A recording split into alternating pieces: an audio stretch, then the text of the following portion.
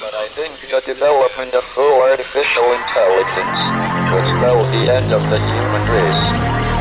It's a flying object, and we don't know what it is. I would hope somebody is checking it out. I don't know whether rockets or whatever, but incredibly fast, opposite direction. They were too fast to be an airplane. I'm glad the Pentagon is looking at this, because if it poses a threat, I want them on top of it. Well, the craft generates its own gravitational field. You said there's lights in the sky? The internet has become the command center for criminals and terrorists. 911, what's your emergency? I need help, please! Please help me! Aliens won't let it happen. You know, that's what we're instructed to say.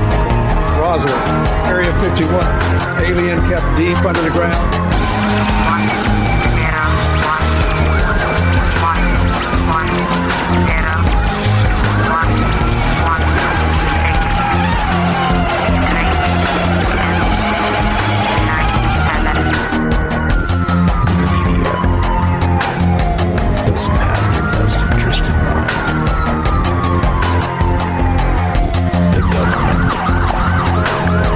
self-serving.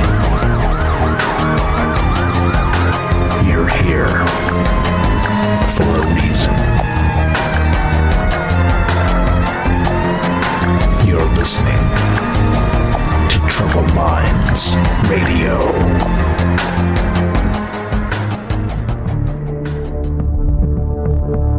Broadcasting live from a secret bunker just off the extraterrestrial highway. Somewhere in the desert sands outside of Las Vegas. From somewhere in space-time, loosely labeled Generation X on planet Earth.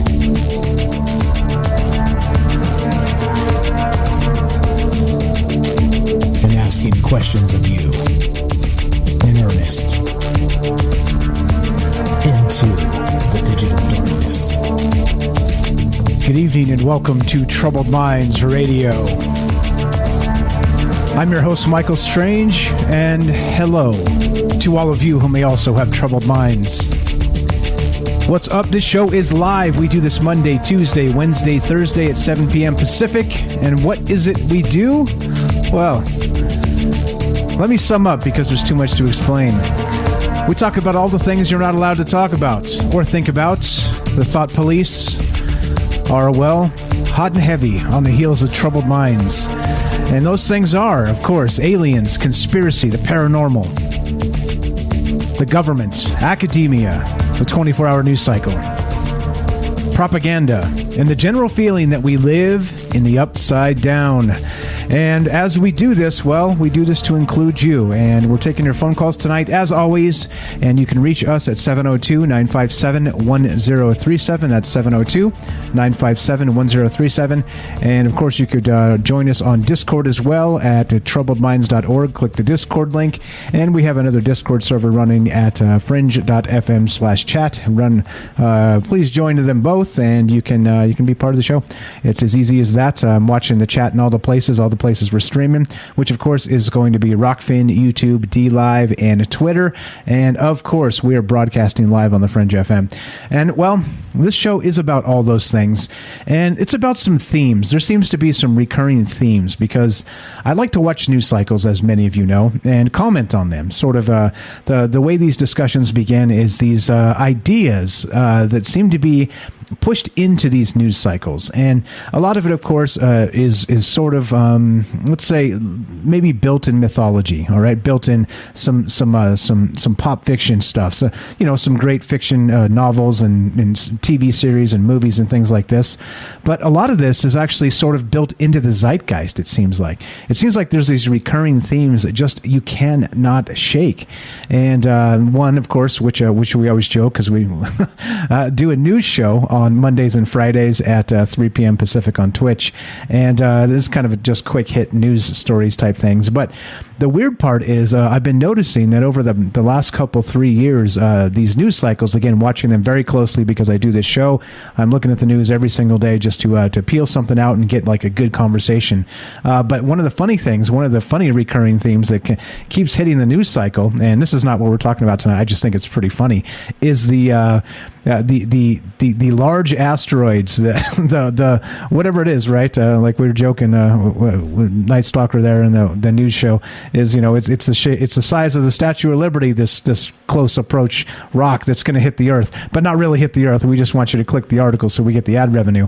But then there's it's the size of Big Ben, it's the size of a Volkswagen, it's the size of a this, it's the size of a that, and these asteroids, these meteorites, whatever the heck they are they're always just missing us, right? They're always just missing us. And I find it hilarious and a little bit sad that in these news cycles, it seems to be ramping up this idea of Armageddon, right? Of this, the end of times. And I don't know, like you guys know me, I am not a doom preacher. I'm not into that. I don't think that there's anything healthy that comes out of discussing the end of the world so much. It will put everybody in sort of a dour mood and, right, have us look into the heavens in a different manner. And I like to look at the heavens in wonder, not in terror, if you know what I'm saying. And, the war on terror, if you know what I'm saying. But nothing like that, right? I do find it hilarious that some of these themes in these news cycles seem to be recurring. And in this case, just for craps and giggles, we'll say, is that the meteors. There's always a meteor coming by, right? Or some asteroid or some other thing that's not really doomsday. It's just kind of clickbait doomsday. And I think that's the bizarre part about all this, is that we don't really take into account, I think, as a media, as a society, as things, as just people discussing the things that are out there. We don't take into account, in my opinion, of course, I'm just one person, what can I say? But in my opinion, we don't take into account some of the things that we trade for these nefarious clickbait titles, right? And once again, I don't even think the press cares, to be perfectly honest, the media as it is, and the government and all this, the media government complex, all the rest of this weird stuff. But I don't think they even care what kind of damage, constant eschatology in the news cycles does to the human psyche. I think that, I've been reading stuff like recently, currently, in the last several weeks, that, mental health is just taking a beating because of the last couple years. And, that's the elephant in the room, and that's really what we kind of don't talk about too much on this show for a number of reasons, in particular because you can't. And, if you think that censorship is not a thing, well, try and say some things about Pfizer, or say some things about Johnson & Johnson, right? Say some things about those guys and see what happens to you, and see exactly who, what do they say? Who actually controls you by who you cannot criticize. And, that's the world we live in. And so I think it is dangerous. I think it's a dangerous thing to really be considering not just these news cycles and maybe the damage it's doing on people, because again, like the last couple of years, again, back to that thought I had kind of watching these news cycles closely, is that people are just taking a beating with their mental health because of all the stress, all the fear, right? It's like fear in the news cycles, fear in the news cycle. And it's like, come on, really? Like at some point, can't we just say, well, there's always a risk of dying, right? Always. There's always been a risk of dying, right? Even going down to simple things, right? Just staying in your neighborhood. What do they say? The most car accidents happen closest to your house. Well, you know why? Because where are you most of the time? Closest to your damn house, right? But it doesn't mean we have to fearmonger going down to the grocery store.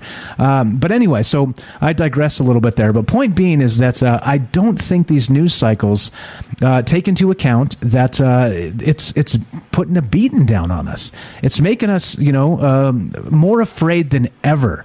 And of course, right, as we all know, part of the whole news cycle and control is fear. Because once you get people afraid, they're willing to do what you want them to do or what you suggest, right? And that's how we begin tonight. Only in a sense to kind of get started and kick off the rest of this conversation, because the news cycles with the eschaton, the end of the world type stuff, this doom and gloom journalism, I guess you could call it, is it's grotesque. It's just not okay to me. And if you can get one thing from this show, be not afraid. Please be not afraid. There's, again, being human is a risk, period. Just be not afraid. I'm not saying don't be careful. I'm not saying don't take care of yourself. I'm not saying any of those things, but I am saying just be not afraid, please. It gets to me. It gets to me. But anyway, okay. So as we start and we continue talking about that and thinking about these news cycles and this end of the world doom and gloom, right? That's one of the themes. One of the themes is be afraid. Be afraid. Do the things you're told, because if you don't, well, there's all this scary stuff happening to you. And one of those old rules of media goes a little something like this. The thing that it's scarier, right? The thing you describe as about to happen is scarier than the thing happening itself. All right? That's an old, what's that? Saul Alinsky from Rules for Radicals, I believe. I mean, it's an idea. It's a control narrative. It's a way to keep us in that constant state of unease. And if we're in that state of unease, we're easily controllable. And so, I'm going off on a little bit of a tangent here, sort of off the rail a little bit to start, and then I'll bring it back because, well, that's what I do. And I think the thing is that with news cycles and with considering all of this doom and gloom, just kind of like the cloud in the sky, right? The rain cloud in the sky constantly, it makes us think a lot about death, right? It makes us think a lot more about dangerous things, okay? And, well, to me, I don't know. It's frustrating. Let's just say it's frustrating. I'm not saying that humans shouldn't think about death. I think we should. I think that, there's a whole lot to it, having your will in order and all the rest of that stuff. And, just considering, like, tomorrow is not guaranteed, all right? But that doesn't mean you can't live today expecting a tomorrow, right? Or enjoying the fact that today was great and maybe tomorrow will be better. And that's what I'm talking about, all right? So anyway, just, again, like I said, excuse my kind of the long way around here. It's just a frustration that I have with the way the media is today. It's horrifying. And so not only that, one of the major themes of this show is exactly that, what I'm describing.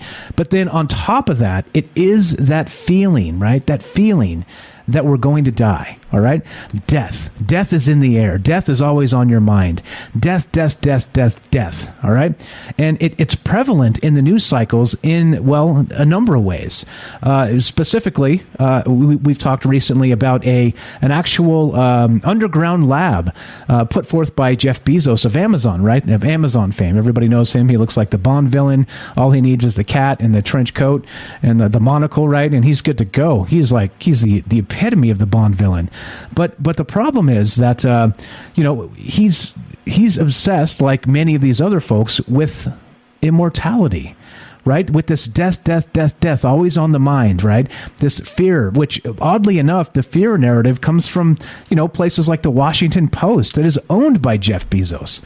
I mean, so it's wild, right? Like it's like, okay, I mean, does he really live his life like that in a constant state of fear of dying?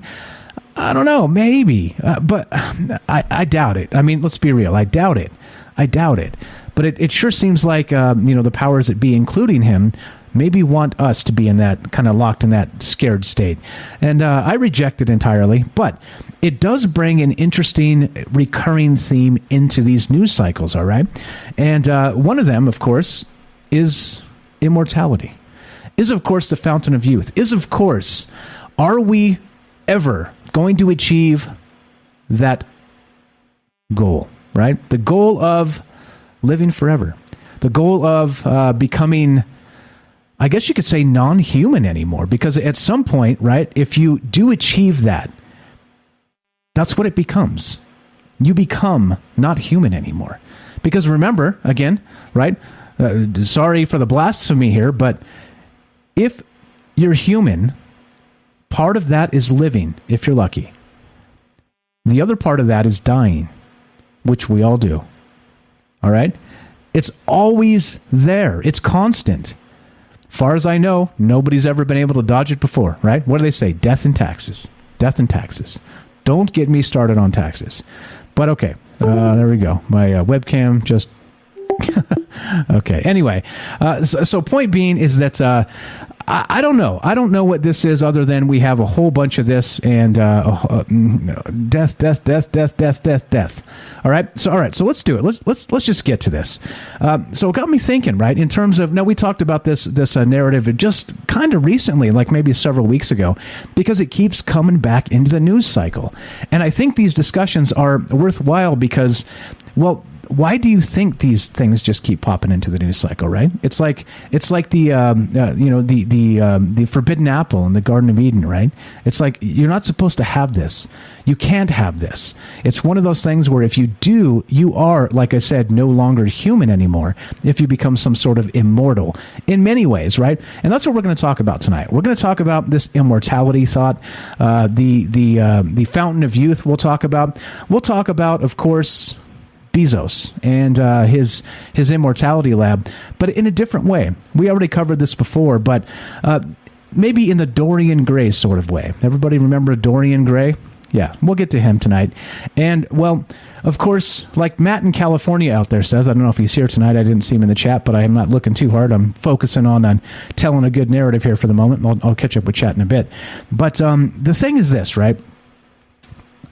Matt in California says, the devil makes short deals. And I'm sure that came from somewhere. But he says it often, from time to time in the chat there. And is that the cost? Like, it got me thinking about not just the fountain of youth, the Garden of Eden, the forbidden apple, these things, right? In terms of humans being, well, frail.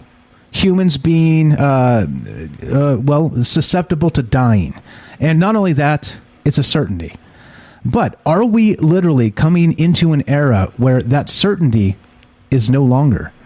And that is one of those recurring themes in those news cycles, which is just bizarre to me that it seems to be perfect. Phone line just took a dump. So good. Timing is so great on all this stuff, right?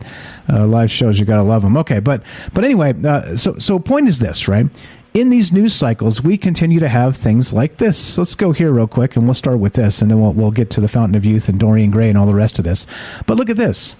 This is from Futurism.com, right? And I saw this. This is today, literally today. And the headline is, scientists say, stealing the blood of the young may make you more youthful. Yeah, right? That sounds totally legit, right? That sounds totally fine. What's wrong with that? There's nothing wrong with that, right? As long as the ends justify the means, right? Come on. Like, okay, like I said, it seems to be that there's this odd thing, right? This not only, fascination with death, all right? But again, not just the fascination with death, but the fact that now we're supposed to consider things like this. Stealing the blood of the young may make you more youthful. I mean, do you think they could have written that a little nicer? I mean, I guess it's honest, but really? Okay. All right. That's fine. And we've talked about this. Elizabeth Bathory bathing in the blood of, the youths around the first mass murderer or whatever, and, to try and stay young. And there's some scientific basis in this, right? Some scientific basis. And the thing is, instead, right? Instead of like, we talk about transhumanism all the time. We talk about immortality through other means, maybe through cloning, versions of ourselves and then stealing their organs. I don't know, right? But in most of these cases, a lot of this stuff is just really sick. It's just really sick. And so that brings me to tonight and what we're talking about. We'll get to Dorian Gray if you don't know who Dorian Gray is. But it makes me a little bit ill that, okay, so death from the media, right? Fear from the media. Death and dying, the end of the world, the end of times, the climate change, all the things, right? We're dying. Well, you know what? No kidding. Duh. Right? That's every single day we're dying. Right? I mean, sometimes you're on one end of it, sometimes you're on the other end of it. If you're lucky, you've got a long time before you get there. All right? But every single day, people are dying.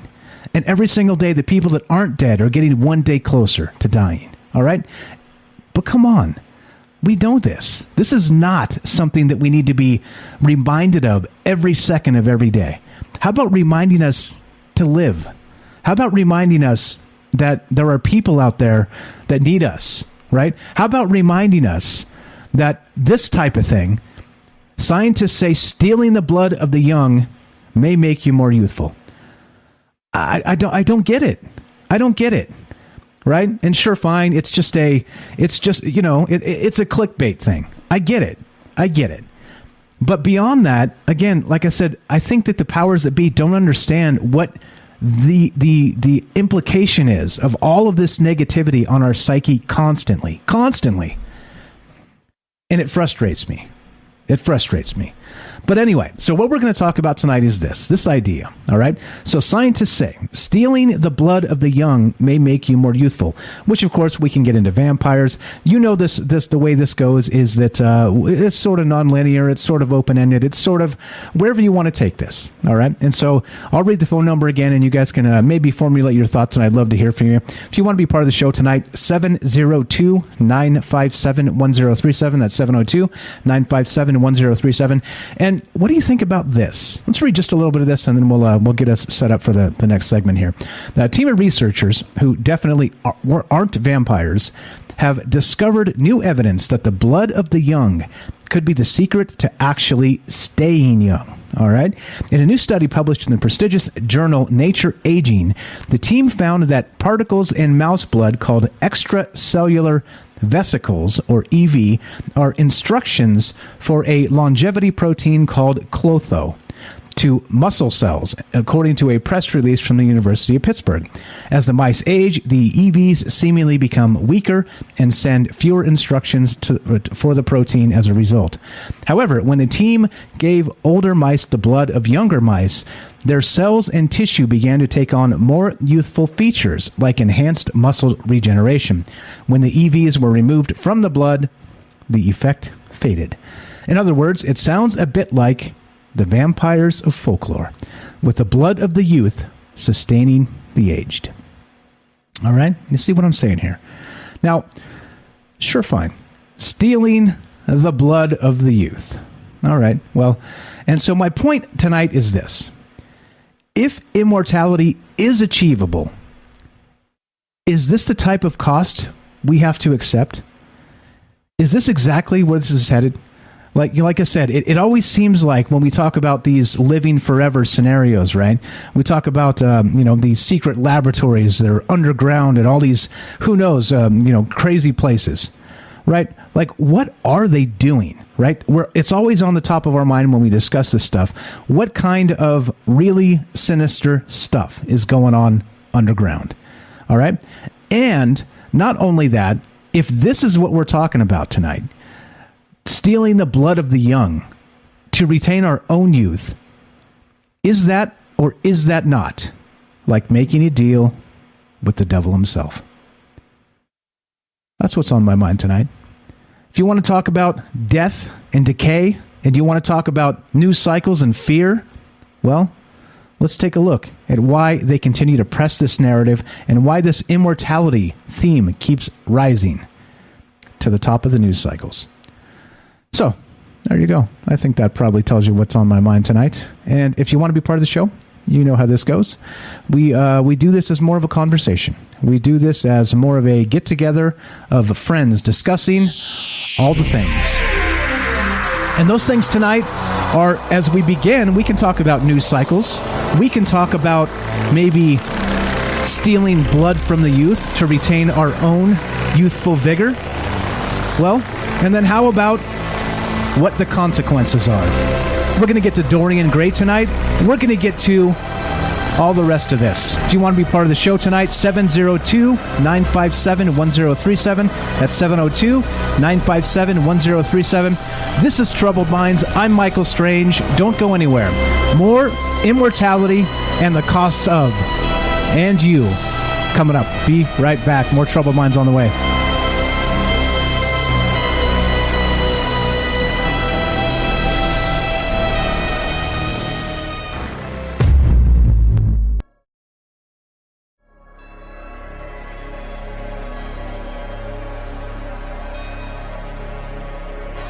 Welcome back to Troubled Minds. As my webcam is on the fritz. You guys get a light bright in the background. We may have to do this without the camera tonight, but that's okay. What's going on? All right, we are streaming on Rockfin, DLive, YouTube, and Twitter, and we are broadcasting live on the Fringe FM. And tonight, we're talking about immortality. Less about that and more about the price. What is the price of immortality? And why is this fear so prevalent in the news cycles? We're all aware we're going to die at some point. So explain to me why exactly we need a reminder over and over and over again from the press. Yeah, well, that's what we're talking about tonight. Love to hear your thoughts on this and what's actually going on here. And if you want to be part of the show, you can reach us at 702-957-1037. That's 702-957-1037. And we will, well, here we go. We'll just start here. We'll get back to here. And or click the Discord link at troubledminds.org and come hang out with a bunch of amazing folks. Also, fringe.fm/chat. I'm watching all the chat, so I'm trying to keep up with all you guys. And I'm going to say this on the air for Robert. Robert, thank you very much for the tip on Rockfin yesterday. I did say it during the commercial, but I want everybody to hear because that's very nice of you. Thank you so much. Okay, so here's what we're going to do, right? We'll start here. We'll go back to this. Scientists say, stealing the blood of the youth may make you more youthful. Oh, all right. And maybe the vampires were right all along. So, as you're aware, the way this goes is we get together and we take this conversation wherever we want to take this conversation. And what that means is that we will, if you want to talk about vampires, I think this is a very obvious vampire tack that we could take. If you want to talk about Dorian Gray, we'll get there for sure. And what about the cost of immortality? And things like this, right? Basically, things like this are just super sinister. And that's my opinion. And it's because, well, you think about it, and there's never like, the Ponce de Leon fountain of youth, right? There's never that fountain of youth. Okay? If you're talking science, it always seems to be, sort of like the Frankenstein sort of science, right? Sort of the, you have to do something really horrific to gain, any sort of advantage in life. And this is what I mean. This is what we're talking about. This whole Jeff Bezos thing. We'll get to that in just a sec. But I don't know, like just like this idea right here. And the headline, right? Stealing, right?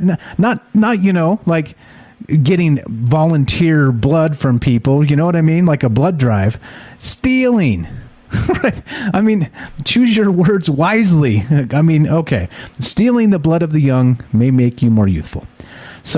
So the question I have tonight is this, as we consider this and think about this and talk about this, is there is no fountain of youth. I think that part is obvious.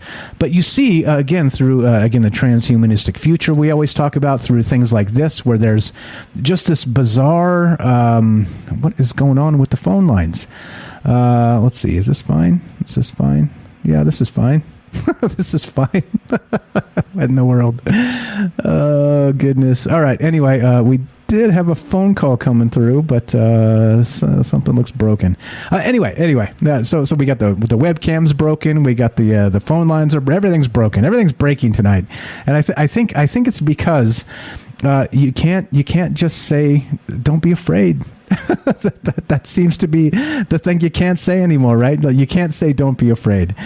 But I don't know. I think we're supposed to not be so afraid. It just seems to me that what's the point of living your life in fear when there's so many other things to really care about, to do, to be.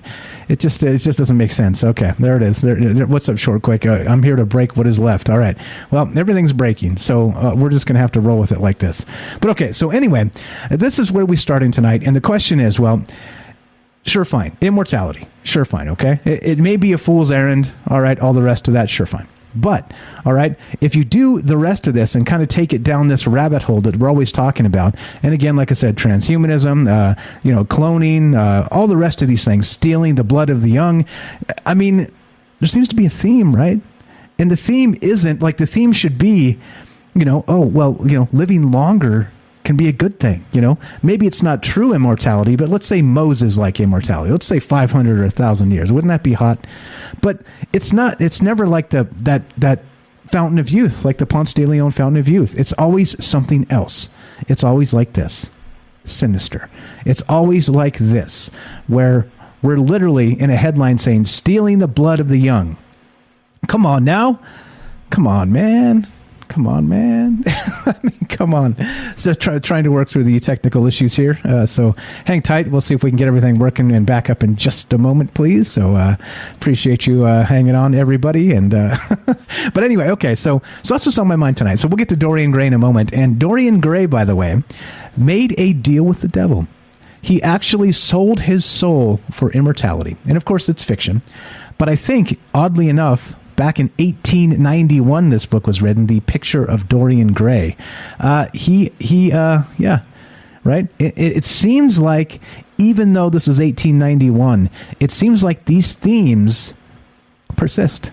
It seems like these themes are exactly what's going on today, which seems wild. It seems wild, right? Like, okay, there is no Ponce de Leon fountain of youth. It doesn't exist. There is no, Holy Grail Indiana Jones style where you just put the water in there and drink in it and you're good to go, right? Even in that, right? They once you cross the seal, the immortality only lasted in a particular area, right? That was it. So I don't know. There's a whole lot to this, and that, sure fine, right? Everybody wants to live forever, or do they? Right? There's some good questions there, but I don't know. And why is it always so damn sinister? How come it can't be? I don't know. Maybe I'm just striving for a time when maybe for a simpler time. I think maybe that's what's going on here. So I don't know. I don't know exactly what's happening with the webcam and stuff. But anyway, taking your phone calls as we talk about this and get going tonight. If you want to be part of the show, 702-957-1037. Let's go to Joseph in Iowa. Joseph, welcome to the show. How are you, my friend? All right. So I think they would take it pretty far as to completely split the human from you would make subcategories of humans just to achieve their goals. They would have people who were non-conscious.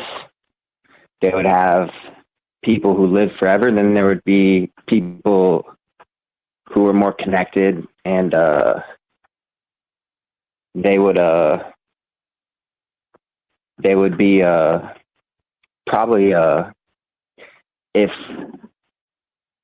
we live long, they would be the most they would be like the octopus, and then you would have the devil, like the people that were led to the devil's path. They would be probably something, I don't know. So we're talking about a dual tier society, or triple tier, or I don't know. I like where you're going with this, and I think this is part of the issue, right? Is that it never seems like this is something that will be achievable by many people, there? Right? I'm here. You can't hear me? Can you not hear me? Hello? Oh boy, everything's broken. Everything's breaking. Can you hear me? Test 1, 2. All right. Well, if you can't hear me, then I don't know what's going on. Somebody want to help me test the Discord? Sorry about that, Joseph. If you can't hear me, then there you go. As far as I'm aware, we heard everything you said. I heard everything you said. I like the idea. That exactly what I'm talking about is we have this bizarre sort of situation where it's always death. But then these ideas, right? These ideas by the elites are not really, again, an infinite source, right? An infinite resource to become the actually immortal person, right? Because we're not talking about me and you, right? We're talking about Jeff Bezos and Elon Musk becoming immortal, right? And this is the thing that disturbs me the most about all this, because it is that fear, and then you get things like this, right? Where you get this, oh, by the way, like you too can live forever. All you have to do is steal the blood of the youth. It's okay. Well, that sounds fantastic. Where do I get started? Which line do I stand in, right? And clearly I jest because that's just gross and not right in 1,000 different ways, and probably more than that. But I don't know. Like, I don't know what's going on with this. It definitely seems to be, again, like back in the news cycle. Again, the news cycle drenched with fear constantly. And then we have this type of stuff. This is from the Sun, the U.S. Sun. And, Fountain of Youth. Inside super rich's quest to live forever with injected blood from teenagers, lab-grown organs, and robot bodies. Now tell me which one of those things doesn't sound evil, doesn't sound literally like, oh, well, we're just going to do, take some tools and, make what was the fantastic thing here that Night Stalker said a little bit way up, human blood bags and free range cattle people. All right. Well said, sir. Is that what we're doing here? Is that the cost of immortality, right? It's reaping the souls of other people, of mere mortals. Is that what this is about? And this is what got my mind racing tonight. When I was thinking about this, trying to figure out what to talk about, I know we just kind of talked about this recently, a few weeks back, but I think this is different. Because, sure, fine, immortality, right? Whatevs, right? Like, we're not talking about it for me and for you anyway, are we? We're doing this with the idea that there has to be a cost to this. And what is that cost? And if we're talking about actually the things they're saying, injected blood from exactly like teenagers, quote, teenagers, lab-grown organs, and robot bodies. Which one of those things doesn't sound sinister as hell? Which one of those does not sound like making a deal with the devil? You know what I'm saying? So at what cost? Like we've talked about in the past about immortality as itself. All right, as its own thing. And would you even want to be immortal, right? Like part of this human condition is suffering, right? And I don't mean it like misery. I mean it like challenging. I mean it like getting or not getting the things you need or you've worked for, right? It is part of being human. And so if you could cut all that stuff out and be part of the elites or all the rest of this and, well, make a deal with the devil, would you? And so it got me thinking about, well, there's a story about that, and it's called The Picture of Dorian Gray. And if you don't know what that is, well, we'll get to that in just a sec. But there's definitely a consequence to this. And I think that you have to consider, well, where this comes from. And again, it's this fear. It's fear. But even then, they can't even get immortality right. Like, let's talk about the Fountain of Youth, Let's talk about something whimsical. Let's talk about, immortality in a way that's not dark. I mean, goodness gracious, you can't even get immortality right, the press. Get out of here. But anyway, that's why I'm mad. Not mad. Let's say agitated. I think agitated is a good word. So anyway, sorry about that, Joseph. Thank you for the call. I have no idea why you couldn't hear me. All the buttons are appropriately pressed. I'll double, triple checking here. Make sure we're still on fringe. Make sure everything looks fine. Everything looks fine. I have no idea why you couldn't hear me. Let's see. Mute, unmute that, this, that, the other. Yeah, I think we're okay, unless Google Voice is broken, because that's what I use here for the phones. But okay, so anyway, so that's the question tonight, all right? So how come when we talk about immortality, it has to be dark? It has to be literally, like, not directly, but let's say indirectly, making that proverbial deal with the devil. And again, here we go, right from this article. Inside the super rich's quest to live forever with injected blood from teenagers, lab-grown organs, and robot bodies. Does any of that just sound fine to you? I mean, that's fine. This is fine. This is fine. There's no problem here, right? No, I got a problem with this. Right? As an individual, I have a problem with this. Because guess what? Yeah, maybe I'm not as young as I used to be. But there was a point in my life where I was, like all the rest of us, right? And some of you are still young. And the point I'm making here is, well, do they want volunteers or do they want Epstein style? You know what I'm talking about? You know what I'm talking about. And I'm not going to go further into that because it's obvious the implication for a number of reasons. One, you can't talk about that, right? You can't. It's one of those things that'll get you taken down. As a matter of fact, there's a Twitter account that was tracking the Epstein trial, all right, with daily updates and the things that they're hearing from the press, and it had amassed 500,000 followers. 500,000 in a span of like 10 days or something like this, couple weeks. Well, guess what? They just took it down from Twitter for misinformation, right? For spam, they said. Okay, got it. And you still think we live in a world where we can't talk about certain things? Of course we can't. That's silly to even consider that it's not a thing. But anyway, point being is, why is it always so damn sinister? What is with this and the deal with the devil? Let's check the Discord. Let's go to James. Thank you for hopping in there to help me out. Let's go to James in Michigan. What's up? Salcedo Paranormal? What's up, my friend? Welcome to the show. How are you tonight? I'm good, but I don't know why you're so freaked out about all this. I mean, it'll be fine. Suck it up, Mike. Come on. Quit being a baby. All right, fair enough. Fair. Well, fine, No, James. Fine. But okay. What are your thoughts, though? I mean, is there a cost? There's got to be some cost, right? You don't just become immortal like, sipping some maybe juice. It doesn't work that way, does it? Energy can't be created or destroyed. If you're going to be taking it, you're going to be taking it from somewhere. And it seems like people have the idea of just taking it from other people and directly. So, yeah, that's nasty. It is, right? And then even so again, let's just go through the list here, just a short list. Injected blood from teenagers. Quote, teenagers, like Derek said in the chat. Quote, teenagers.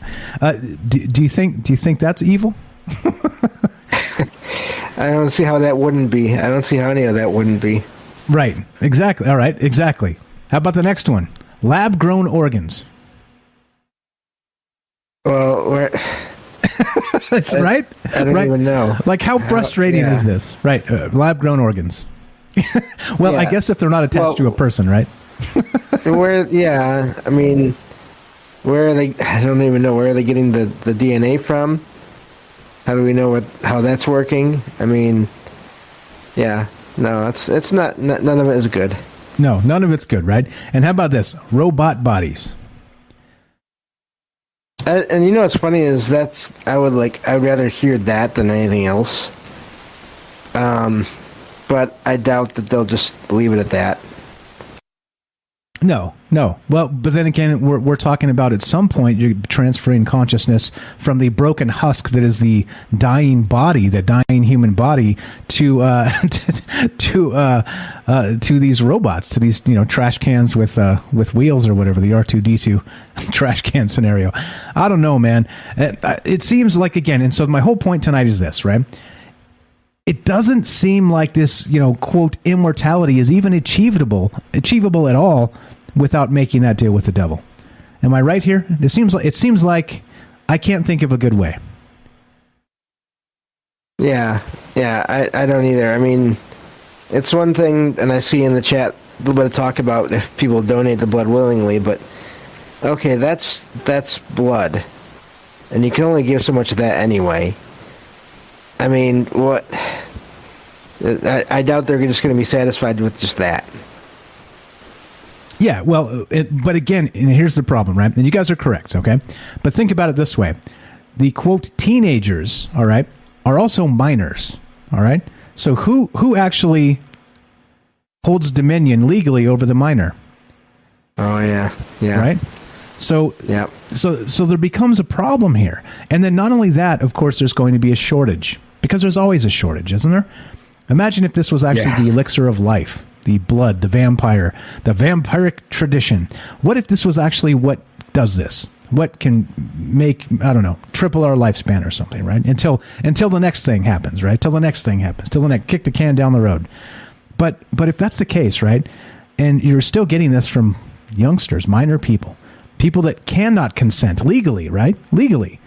They would have to volunteer and get their parents' consent. So you see, there's a problem here. Anyway, am I freaking out a little too much, or do you think that it's time to chill out, Mike? You tell me, James. I'll let whatever you say goes. I think it's important to know what everyone is planning, and it does seem like, I mean, well, like you said, what was it? Bezos has his own lab now. Yeah. How many others have their own labs? Yeah. That haven't been reported. Clearly, with unlimited funding and probably shady business practices. So do you think? And here we go. How about, you heard the term hostile work environment? Well, oh yeah. What if in the lab they're doing these things? They're talking about injecting blood from quote teenagers. They're lab growing organs, right? Well, I think that's a hostile work environment. Yeah, just a little bit. Yeah. All right. Anyway. All right. So why can't we have a whimsical? Can we just go back to fantasy? Let's go back to the comics, James. Let's just is there anything you can think of that maybe a spell or something that maybe didn't come from the devil? Did Doctor Strange cast a spell that made him able to live forever or anything? What happened? Help me here. Help me with some kind of happy immortality story. Do you know any? I think not really. The only way I can think of it. What's funny about this is the way in the comics you never know. Well, you hardly ever hear like what year it is. Like the characters that were created in the 60s basically look the same now as they did back then. Or various things happen to them with related time and all that where, they may have gotten older, but now they're back to the way they were, so many years ago. So, yeah, I don't know. I think spells are just another way of transferring energy. So where are you getting the energy from? Exactly. Exactly. Even if it's just somewhere in the planet, you're still taking energy from the planet. So, yeah. I don't know. So I got a lot of things on my mind tonight. So if, for instance, you inject yourself with the blood of, quote, teenagers to live forever, or let's just say extend your life, is that not blood magic? Yeah, I mean, that sounds like it. I'm no expert in any of this and any magic or anything like that, but yeah, it could be. Neither am I. But yeah, I don't know. Like got my mind racing in like a dozen different ways. And so anyway, as we go tonight, you guys know the drill. We're going to keep on talking about this, wherever you want to take it. We can talk about vampires. We can talk about all the rest of this. Anything else for us, James? We got about a minute left before we got to go. No, I just, you wanted to see about testing the Discord, and I'm here. So I just figured I'd jump in. But great show as always. Thank you. I appreciate it very much. James here has a podcast. It's called Salcedo Paranormal. Please check it out. He talks about paranormal stuff 5 nights a week. Link is in the description. You're the best, James. Thanks for hopping in here and helping me out. Appreciate it very much. No problem. Thank you. Have a good night. You too, man. Talk to you later. All right. So the thing is this, right? So I don't know. Is there a happy ending when you talk about immortality? Or does every single thing we do regarding this end up like Dorian Gray? And we'll get to that. And I think it's pretty pertinent because this parallel seems to be dark. And not just dark, well, deal with the devil style dark. And I don't think it really matters much if you believe in the devil or not, because evil exists. And I'm pretty sure all of us can agree on that. And so, regarding who the deal comes from, if it's evil, what difference does it make? And that's what we're talking about tonight. Is it possible to achieve immortality without some sort of deal with the devil? And I'd love to hear your thoughts on this. We're considering all the things, and you can take this wherever you want, vampires or wherever else, because, well, open-ended, non-linear, crazy as you want to get, let's hope not dark as you want to get. But I'd love to hear your thoughts. If you want to be part of the show, I think the phone might be working again. I got everything fixed, I hope. 702-957-1037. That's 702-957-1037. Don't go anywhere. More Dorian Gray, Sinister, Immortality, and you when we return. Be right back.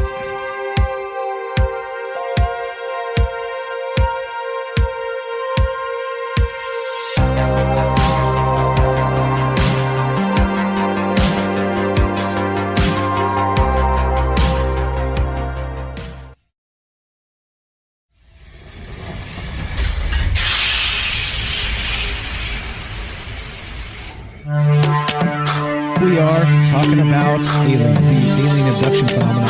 Aliens. The aliens are looking through your eyes and they're accessing your optic nerve. I'm doing fantastic. And through that optic nerve, they're transferring to your brain. People are random images does traverse neurons in the brain. So we got, all right, so maybe, and they also feel them planting or receiving memories or ideas or images.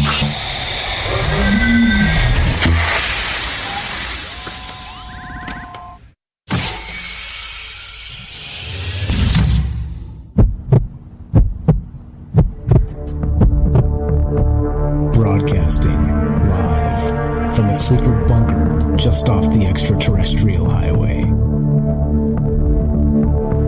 Somewhere in the desert sands outside of Las Vegas. From somewhere in space-time, loosely labeled Generation X on planet Earth.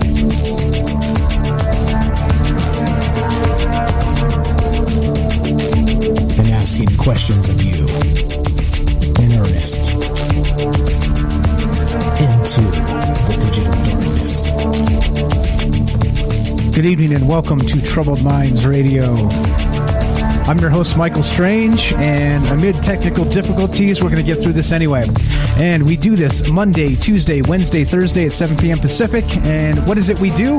Well, we talk about all the things we're not allowed to talk about, and you know what those things are. Aliens, conspiracy, the paranormal, the government, academia, the 24-hour news cycle, propaganda, and the general feeling that we live in the upside down. And of course, we do this on Rockfin, YouTube, D-Live, and Twitter. And of course, we're broadcasting live on the Fringe FM. And as always, we're taking your phone calls because tonight we're talking about immortality. But not just immortality, we're talking about the cost. Is immortality something that should be free and available to all?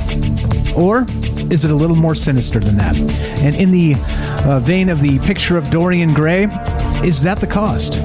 Do we have to sell our soul to become immortal? And whatever that means, if it's in a short way or a long way, or if it's kick the can down the road in terms of, buy yourself 50 years here, 50 years there, until a new technology becomes available, till we can transfer your consciousness into, a young version of your own, very, very own cloned self. I don't know.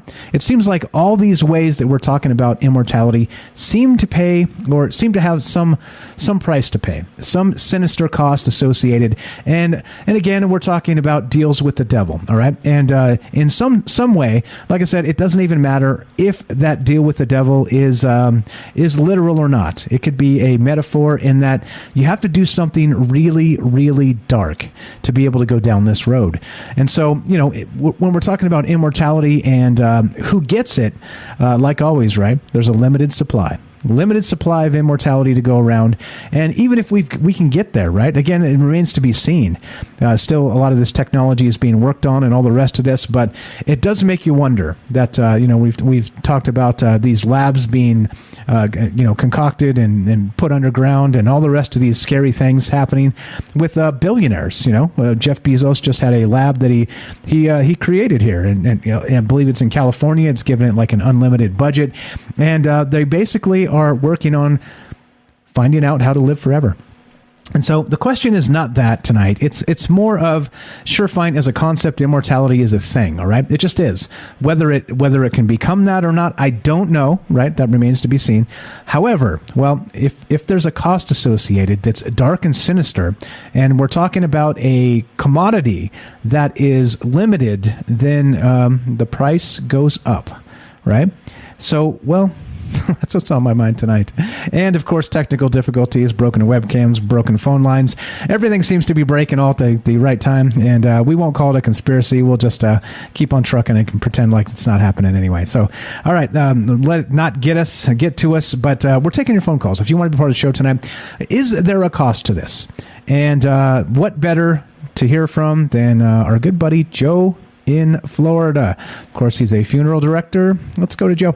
702-957-1037. Joe, you're on Troubled Minds with Mike. How are you, my man? Good evening. Can everybody hear me okay? Loud and clear. Go right ahead, sir. Excellent. A couple of people put it in the chat about stem cells, and James is saying, why are you worried about it?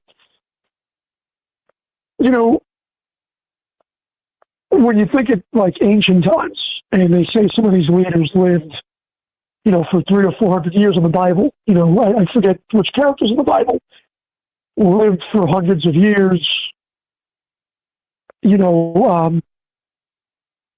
I wonder if they really did. That's one. If they were, from this planet, they weren't. Maybe over evolution, we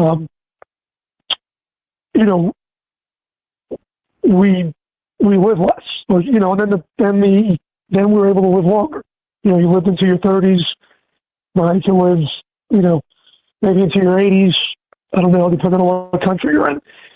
But I could see this absolutely being misused.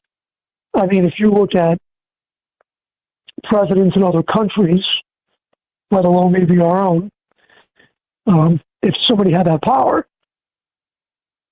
they might use it behind the public's eye to stay youthful and to also maintain power and manipulate things. And who knows if there aren't people that have already lived for hundreds of years. We've talked about this with the Egyptians and the priests and all the prayers and immortality. But it would be co-opted. It wouldn't be like in the movie. When you watch vampire movies, a lot of these vampires, they get depressed and, they want to die or they want to experience life. But when you read about Dorian Gray basically explored every vice and everything, and it was tragedy all around him, absolute tragedy all around him. And I think that would be a more realistic view. The author that wrote that book, I vaguely remember it, probably had a good understanding of humanity. Absolute power corrupts absolutely.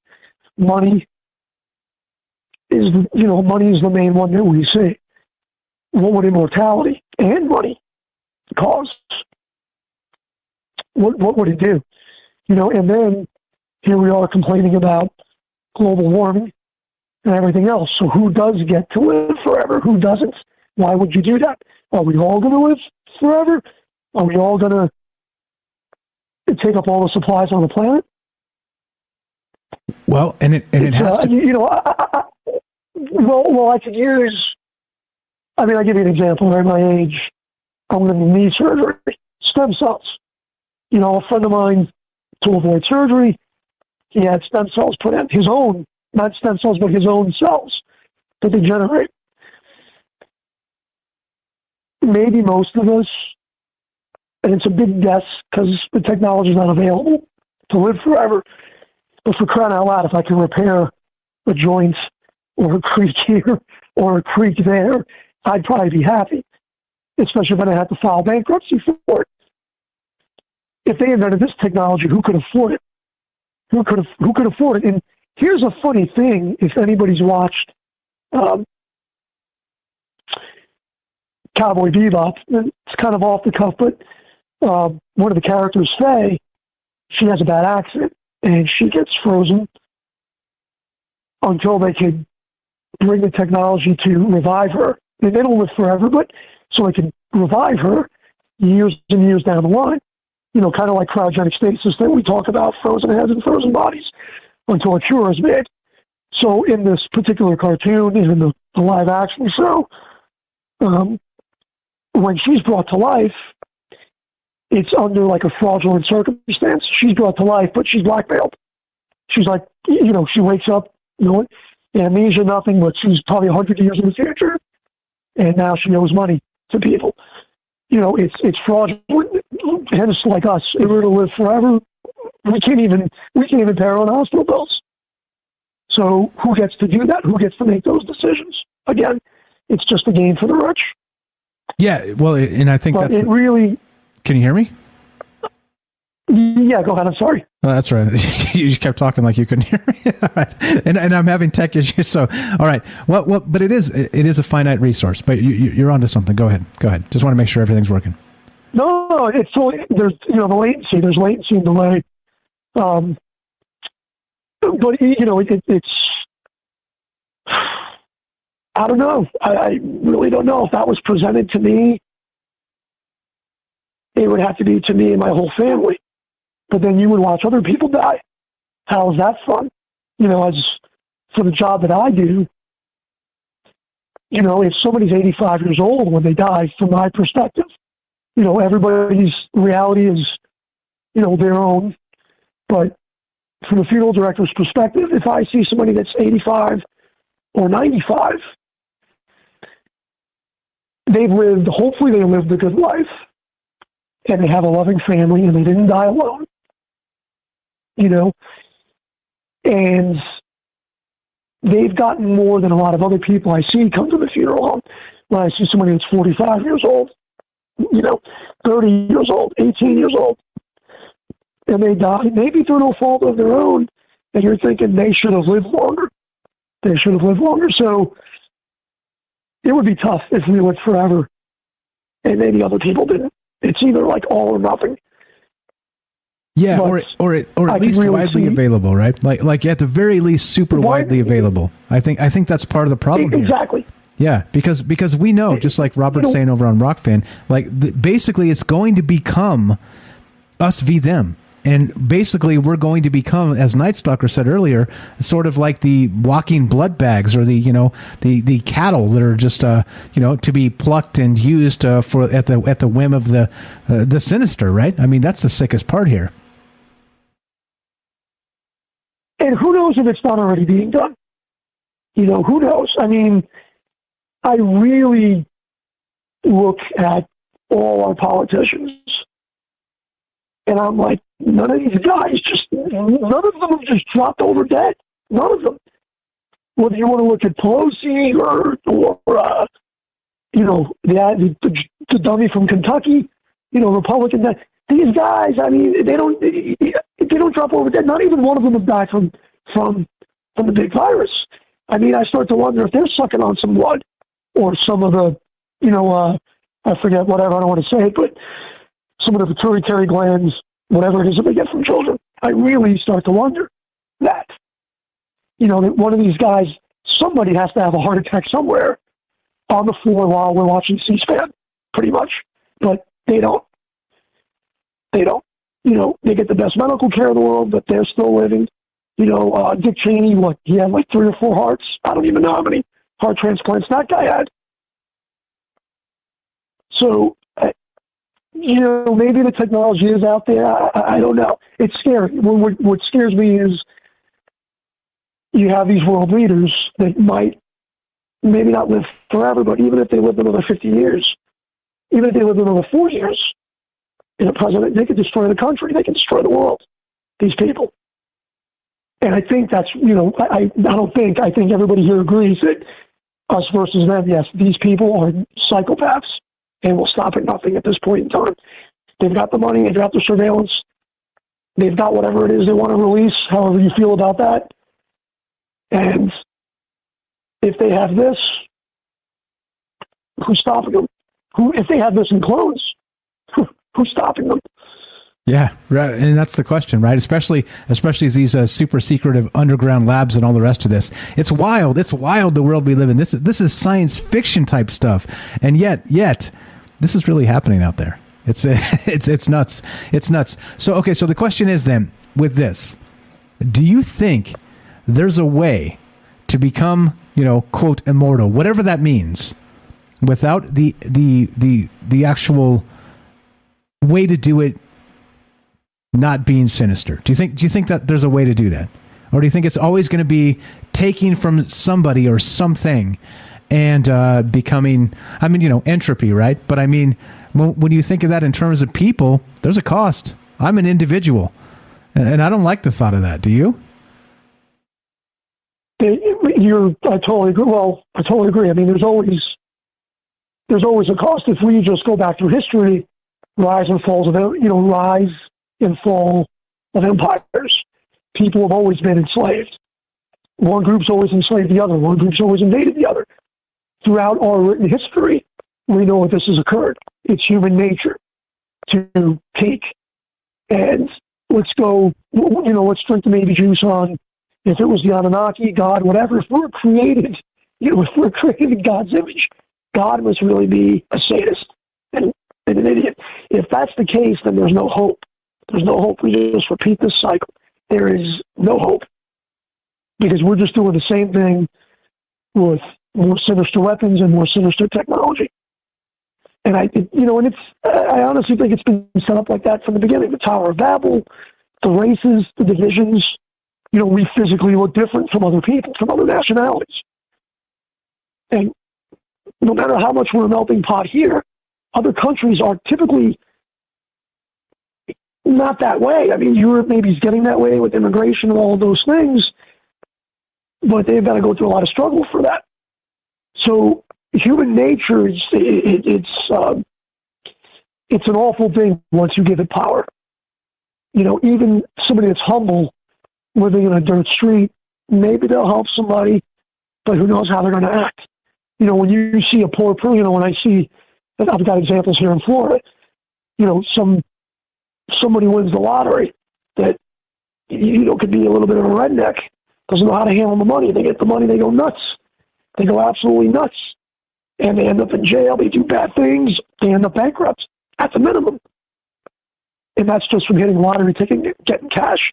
Imagine how much worse we'd be if we had to live forever. Yeah, worse and worse. And isn't that the ultimate Ponzi scheme? Imagine if they start doing it to random people. Like this was in Vanilla Sky, right? When they woke Tom Cruise up, if you've seen the new version, he was rich when they put him in stasis, but when they woke him up, they said, "You don't have much money now." It's going to be gone before you know it, even though he was filthy rich back when he did it. So there you go. It's the ultimate Ponzi scheme. It's like, all right, we'll just freeze you, keep you alive, and then you'll quote, quote, live forever. But what they're really doing is they're just bleeding you dry. You're the best, Joe. You're the best. We got calls behind you. We got to go. Thank you so much for calling. No problem. Have a good night, guys. You too, bro. Joe in Florida, a longtime caller, longtime friend. Thank you much. Thank you very much for calling. Phone lines seem to be stabilized. Cross your fingers. I don't know. I hardwired everything, so this is not a Wi-Fi issue. This is just technical issues, and that's what happens in a live show.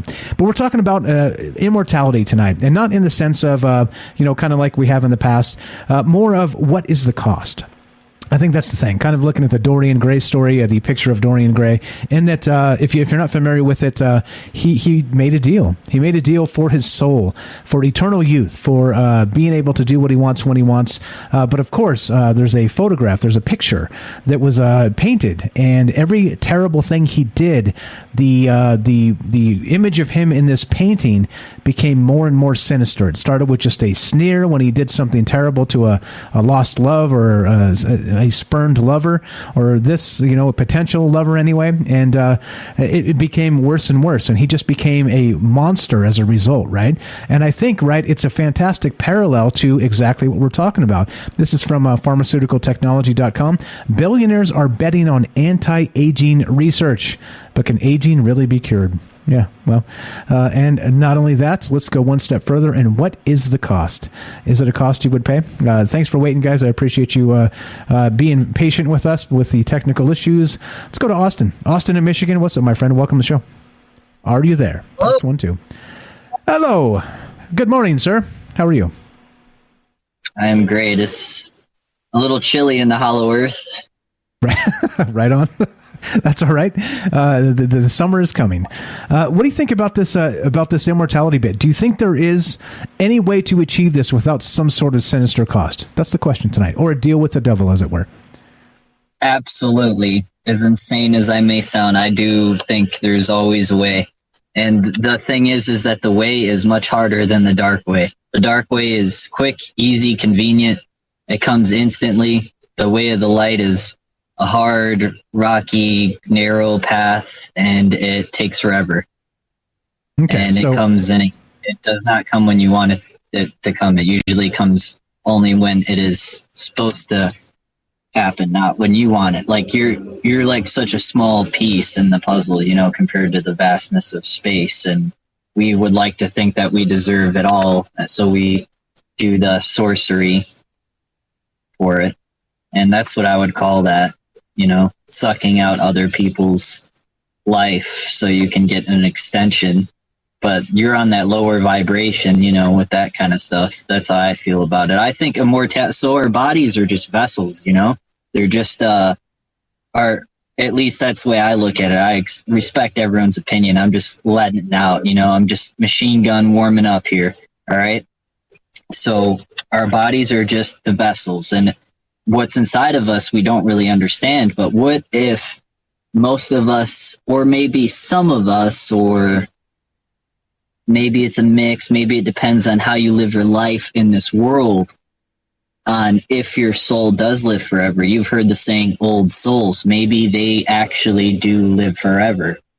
And the bodies, of course, I couldn't imagine a body ever living forever in that term, if we're talking about that. Yeah, so I guess some definitions are in order, and great points all. But so you do think it's possible. I like your enthusiasm. I like that your positivity, and well, maybe we can, right? I do like the maybe juice and to be positive. Yeah, I dig it. Man. I think you are immortal. I would put all my money on it that Michael Strange is immortal, and he doesn't know it yet. And if he does, he's not telling us. The plot reveals itself. No. Totally not. But okay, so we got about 30 seconds before we got to go. So do you want to hang out and after the break, or you got a jet? It's up to you, man. I know I cut you short here. Oh yeah, I'll set up the tent. Okay, I'll get the fire going. Okay, you want to hang out? All right, so I'll come back to you at the bottom of the hour. It'll be about 5 minutes. Before it ends, I just wanted to say, you know, we don't know until, you know, it's over, and then what happens then? Do we just wake up again? You know, you don't really know, right. I guess. Yeah, the cycle. All right, so appreciate that. We're here with Austin. He's short quick on YouTube. Give him a follow on YouTube. We haven't shared his link just yet because he's still building the YouTube channel. But hang tight, brother. We'll be right back to you as we continue doing our thing. And just mute up, please. And I've set it up so you can hear us with the outro here.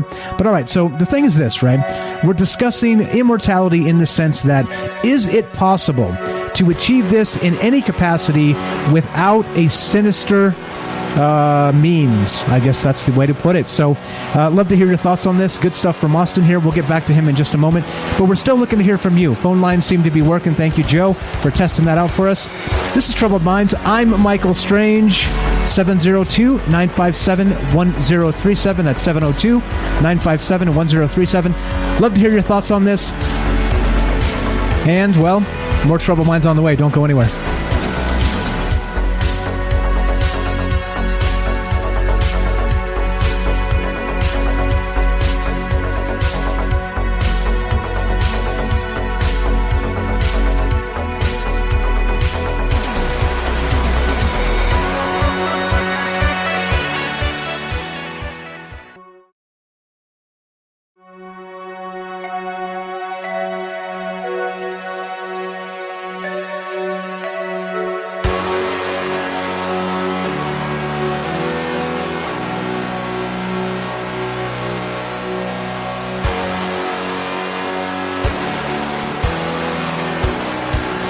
Welcome back to Troubled Minds. I'm your host, Michael Strange, and we are streaming on Rockfin, YouTube, DLive, and Twitter, and we are broadcasting live on the Fringe FM, and we're taking your phone calls as we talk about immortality.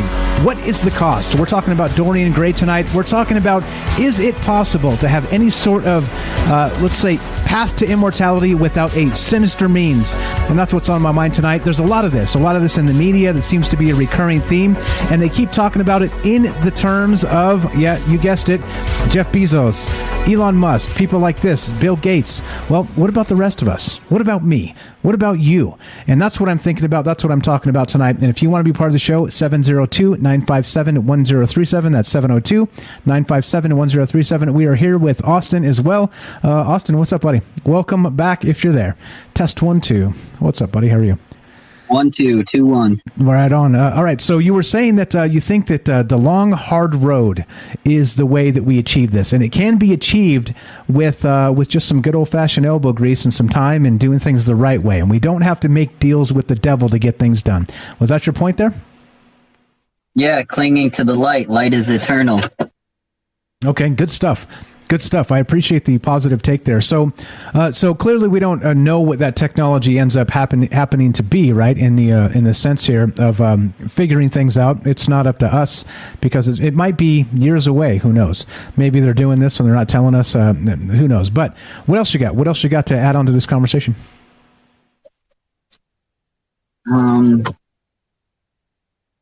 I think there's people out there that are eternal and like they live on forever. They've been here many times, and because they have always had a heart for the light, it's because of I think it's their spirit body, that is eternal. I think a lot of people's spirits are eternal, immortal, like that you cannot kill the spirit. I mean, maybe unless you consensually, maybe there's some kind of way to sell it, maybe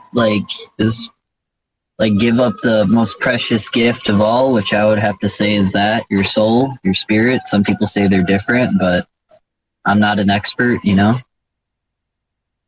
you're allowed to not be an expert, by the way, and still have an opinion. Yeah. It's okay. That's my opinion. That's my opinion. I think people can live forever. I think there's a lot of people that do. Maybe it's everyone. I don't know, but maybe there's a way to sell it. Yeah, I just went in a circle. That's okay. That's okay. That's kind of how I do things too. You go in circles. It's good. It's good for a radio audience because they're coming and going all the time. So that's all good. So anything else? So what are your thoughts on the rest of this? Meaning that you've heard of Dorian Gray, right? You're familiar with the story? Nope. I don't think I am. I must have missed it.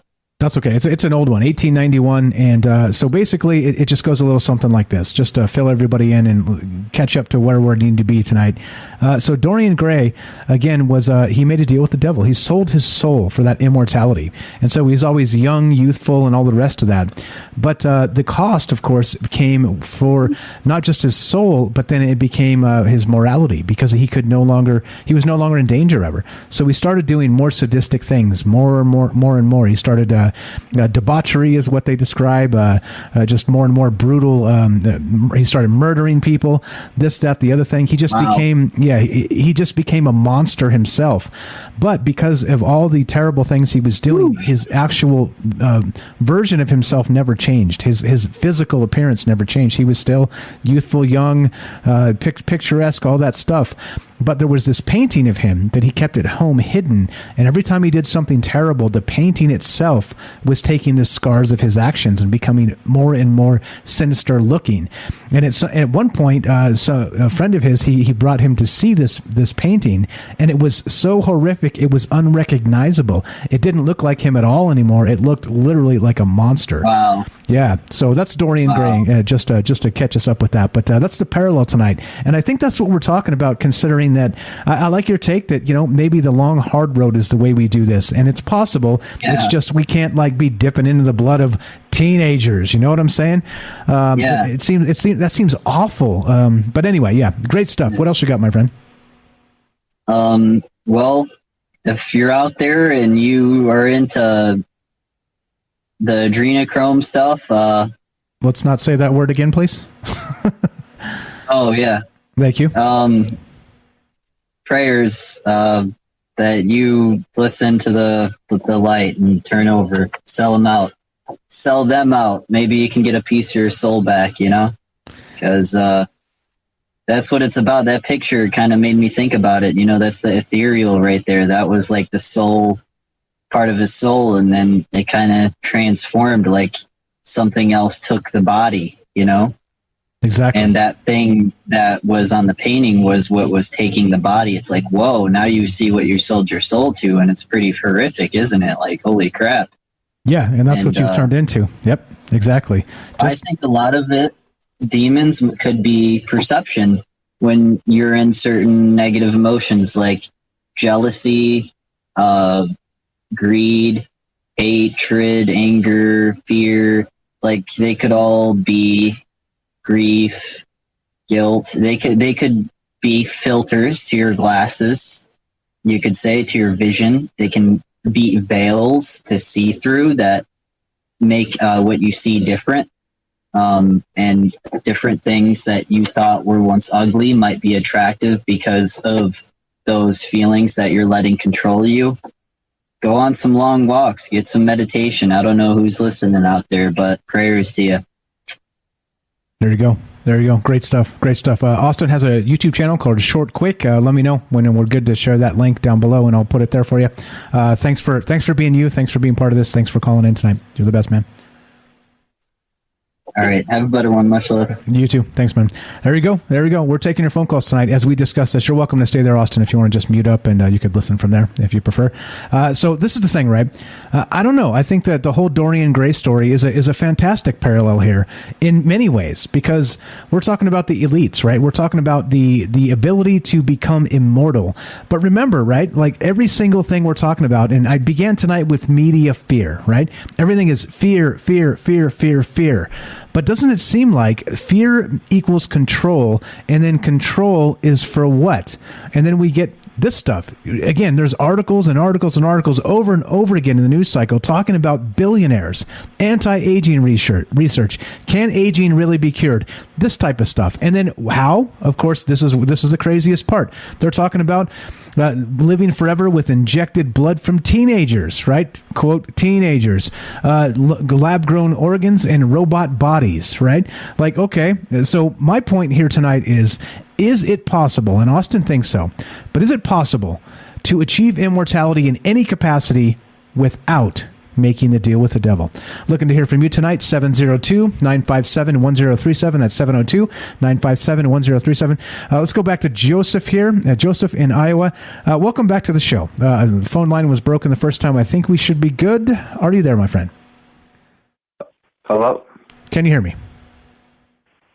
Yeah. Okay. Go right ahead. So we cut you off the last time. So you were making a point, but continue. What do you think about this? Yeah, I was just kind of throwing something out, but I'm thinking after that last thing I heard you talking about with the guy getting young from doing evil stuff, I think that's like maybe because like if you see like a dog, like the war dog, like an actual war dog, like a dog, like they pick out a dog, like this is like a gang, like a lot of gang neighborhoods, this is like a ghetto thing. Like if the dog doesn't tuck its tail when it's a puppy, like if a stranger comes up to it, they test it. It's called testing. And I think they've done a lot of testing in the past on humans, and they've done selective demon, just whatever you want to call it, on specific consciousnesses. Maybe we're like a simulation with memory. Like we're playing Grand Theft Auto in real life. So the people who have been playing it a really long time are like set characters. They got all the memory stored. You know, I don't know. I kind of just went all over it there, but that's okay. That's okay. You're in the right place. Drink a little bit of maybe juice and considering what this is all about. I like the idea, right? That maybe this is the simulation is Grand Theft Auto on steroids. That's pretty wild. Because all that horrific stuff that's happening in that game, yep, it's happening in the real world too. Wild, man. Wild. Okay, so do you think, like Austin said, that it is possible to maybe achieve this immortality without these evil means? Yeah, I think I think we're trying to break the cycle maybe right now with all the systems we have set up. You know, we have rituals and we got rocket launches going off all the time, and who knows what that's going to spark. Because like, what did the ancients do? They were building to the sky, literally, physically. They had no tools. They had no way to get out. They were trapped, and they knew it. So what did they do when they looked at the sky? Like, we know what we do when we looked at the sky. but I don't know. I think it's just a bigger picture that we're missing, maybe. I don't know. That's okay. I do want to say I was in the Denver airport, and there's like a train that goes in the Denver airport to get you place to place. Okay. And I was in that train with a pilot, and this pilot had a hand, and this hand looked like a watch. Like he was holding his suitcase thingy with it. And his hand literally looked like a watch. Like it wasn't like a prosthetic that I have ever seen before. It looked like a Swiss watch. Like you could see springs and tiny, like this was like the Terminator. It was the Terminator hand. Okay, yeah, I've seen that Denver airport stuff, and that's pretty wild. So you think that the pilot there was playing into that whole Illuminati stuff? Well, I looked at it, and I just kept staring at it. Because, like if you see something like that, it was like kind of like, because I'm from Iowa, I'm in a smaller place, you know? Like, I've never seen, like, $1 million prosthetic hand before.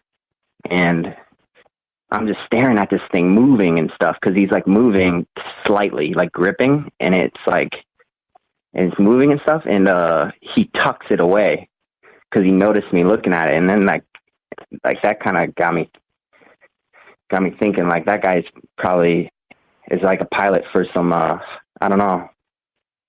He's probably like, maybe the airport just buys you a hand if you're a good enough pilot. and then what's next? If you're super good, you get the legs and the arms and everything else, and you become the you become Dorian Gray, right? Oh, geez. Yeah, that's pretty wild. Good stuff, man. Thank you again for calling back. Sorry for cutting you off that first time. Like I said, I don't know what's going on with the phones. Having some issues here, but I think we got all the kinks worked out and everything's great. So Joseph here has a YouTube channel called Hydro What I'm thinking they're going for. I'm just going to say this real quick. I just think they're going for a player mentality right now. They want people to have a player mentality. And like you see, like the casinos, they talk about you are a Caesar. You're a player. You know, they want to wake something. Like, I'm not trying to spoil Santa Claus or anything, but they're trying to wake the player. Gotcha. Okay. All right. Good stuff. I appreciate it, man. One more time. This is Joseph. He's got a YouTube channel called Hydro Hose. I'll get that in the links down below soon, and you guys could check it out. Thanks for the call, Joseph. I appreciate it. Great stuff as always. Have a good night, man. Yep. Thank you. There you go. All right. This is the deal, right? So we're talking about immortality tonight, but not just the immortality as it were. In the past, we've talked about sort of these deep underground labs. The question is, are you able to do this, to achieve immortality without basically making that deal with the devil? I think that's the craziest part here is the question. It seems to be all the reasons, right? Back to this stuff that we started with, right? Scientists say, this is from futurism.com today. This is brand new today. Stealing the blood of the young may make you more youthful, right? And if that isn't the most sinister thing you've ever heard, then I'm not sure exactly what is.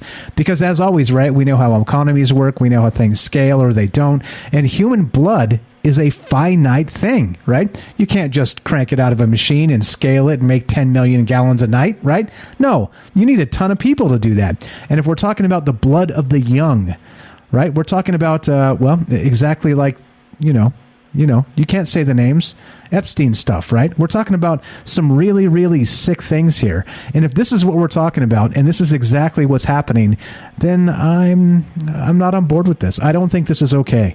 And Catalina on the Fringe Discord here says this: you can live a long time without losing your morals. It's called med beds, at least 200 years old.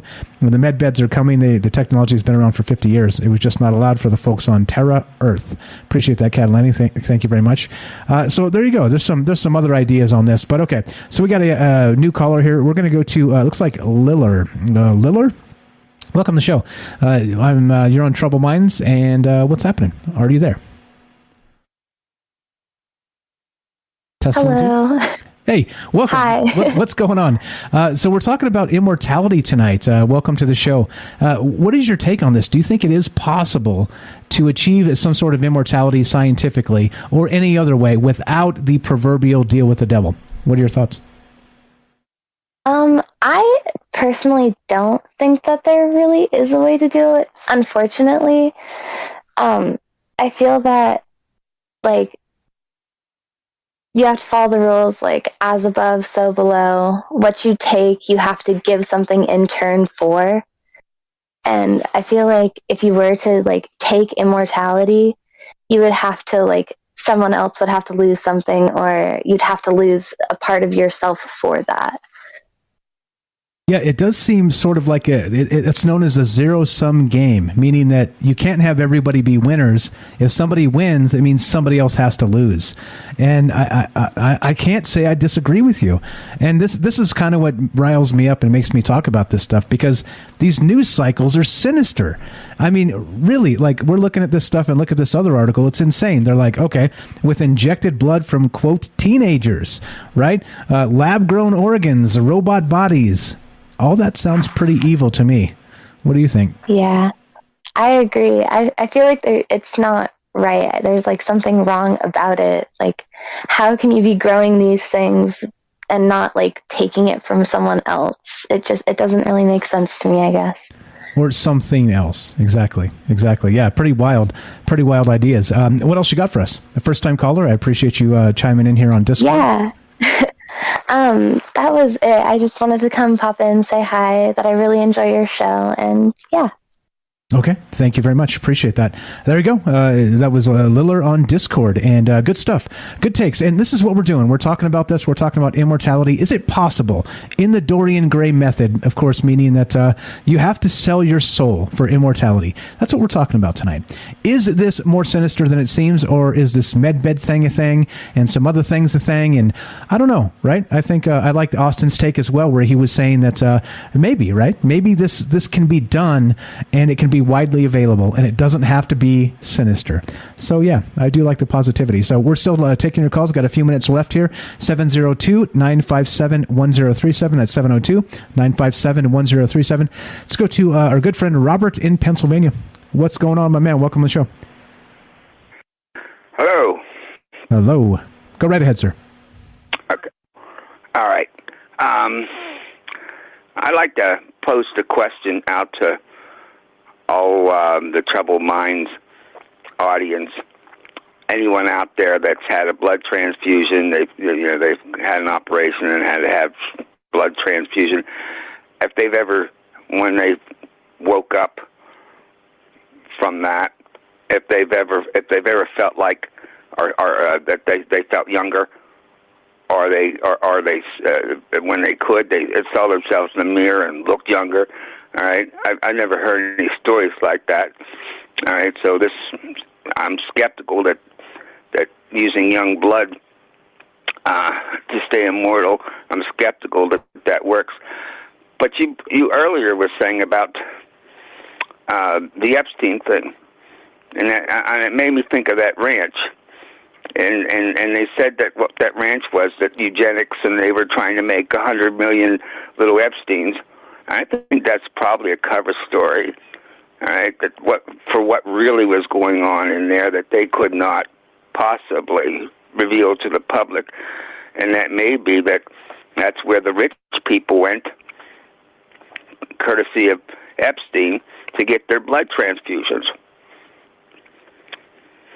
Interesting. So it wasn't like they said. As usual, right? Misinformation, misdirection, the whole thing. Maybe some other... And I mean, we know the craziest part about it is, talking in terms of Jeffrey Epstein, they were doing the most sinister stuff anyway. And so, oddly enough, if that actual thing comes out this week and they end that Ghislaine Maxwell trial coming this Friday, well, if that isn't the biggest cover-up I've ever seen, I don't know what is. Like, this is wild that this stuff's going on, like, right in front of our faces. We all know pretty much that she's guilty, all right? But I think she's going to walk. I think the prosecution just didn't have sufficient evidence that's required to they get a unanimous guilty verdict there. But you hear about all these missing children. Suddenly, they start to walk to school and they're gone. And not all those cases, probably just a fraction of those cases are because some pervert got a hold of them. Maybe this, since the CIA is clearly involved in child trafficking, and that's no longer questioned, for years, maybe, that a lot of these kids are being picked up and put in in places just like the Epstein Ranch where they're kept unconscious and they're just completely constantly, used for blood. Yeah, which is again, young blood. The younger, the better. Exactly right. The again, this article, quote, injected blood from, quote, teenagers. Like, come on, it's code. It's code for something else. From 5-year-olds. If they can get the blood from 5-year-olds, that's even better. Exactly. They'd take it, wouldn't they? They'd take it, for sure. But here's the conundrum of it, though. If we have a soul, and most of us, have reason to believe we do, all right, but our souls want to go home.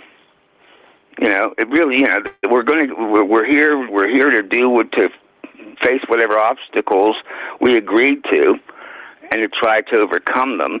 And then when we pass on to the other world, we decide whether or not we were successful in doing that.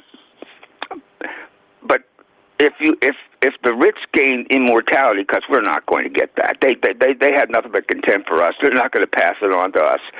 If the rich gain immortality, and if they have souls, which is hard to believe they actually do, all right. But if they have souls, can you imagine the misery, the suffering of that soul, that it can never, ever go home? Yeah, for sure. 100%. Robert, we're out of time. You want to hang on till after the break? I'll make it short if you want to hang tight. Yeah, I'll hang. Okay, I'm going to put you on mute. I'll come back and get you in just a couple minutes here. All right, so we're here with Robert, and we're finishing up. So we're on the Fringe FM, and let's play some outro music and do our thing. As you know, the way this works is, oops, that's the wrong button. Let's press this one. I'm off tonight. Everything's off tonight because my technical issues, but that's okay. All right. The way this works is this. All right. We're going to keep on trucking. If you're listening to us on Fringe FM, stay tuned for Joe Roop Lighting the Void. If you're listening to us on any other platform, including the podcast feed, stay tuned for a third hour of Troubled Minds. We're going to keep talking about this. We still got Robert on the phone, and we're going to stick with him and keep on trucking. But as we finish, it goes a little something like this. Be sure, be strong, be true. Thank you for listening. From our Troubled Minds to yours, have a great night.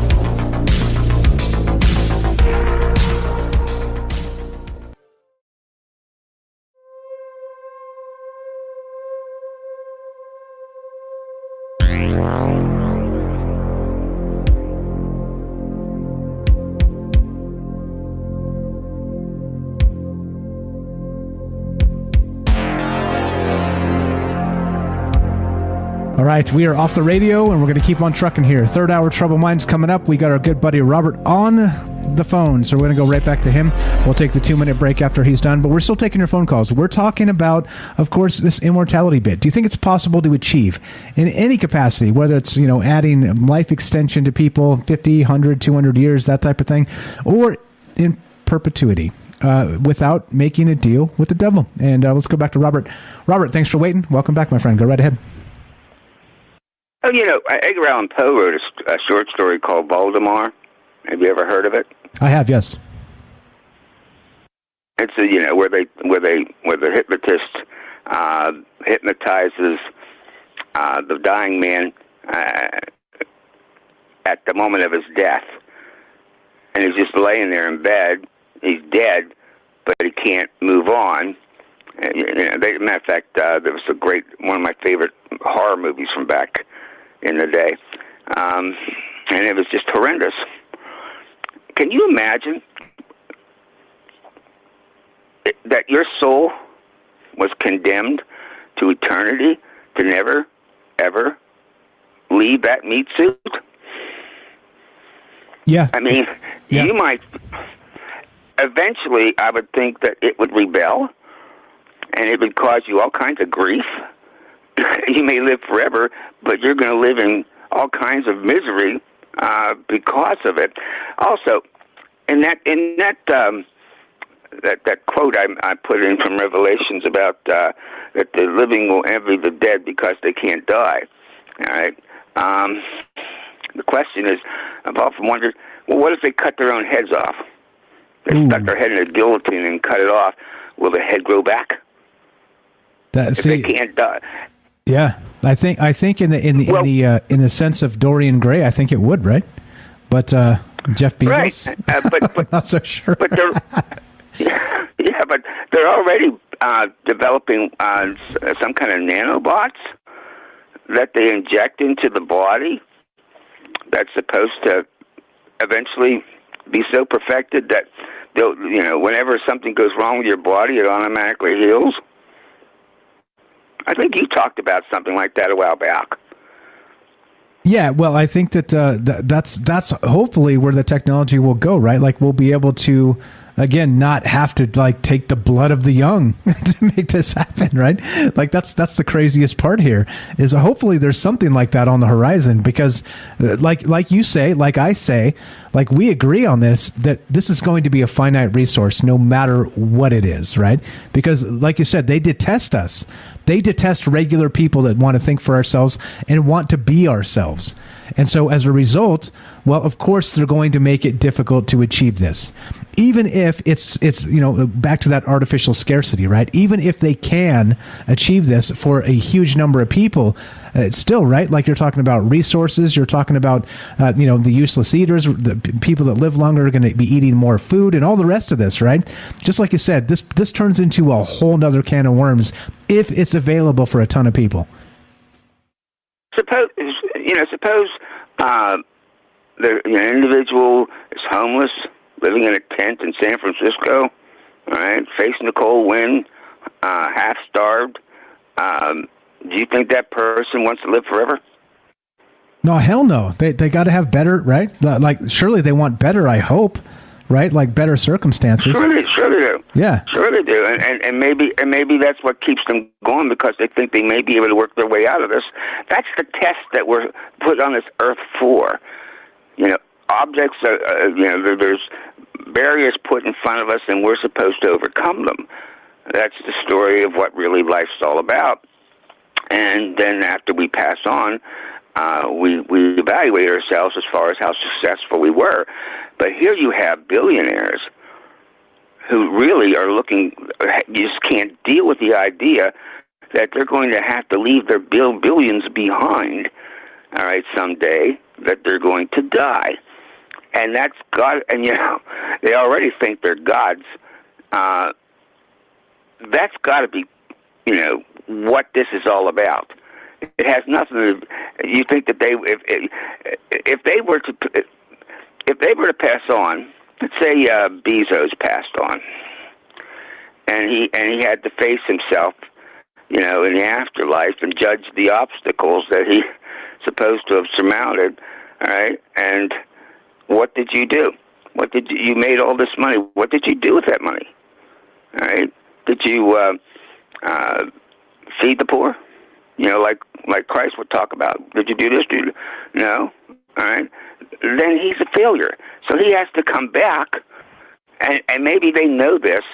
They have to come back into the next life, and born into poverty, and find and experience what it was like, and try to overcome that. Yeah. Yeah. Agreed.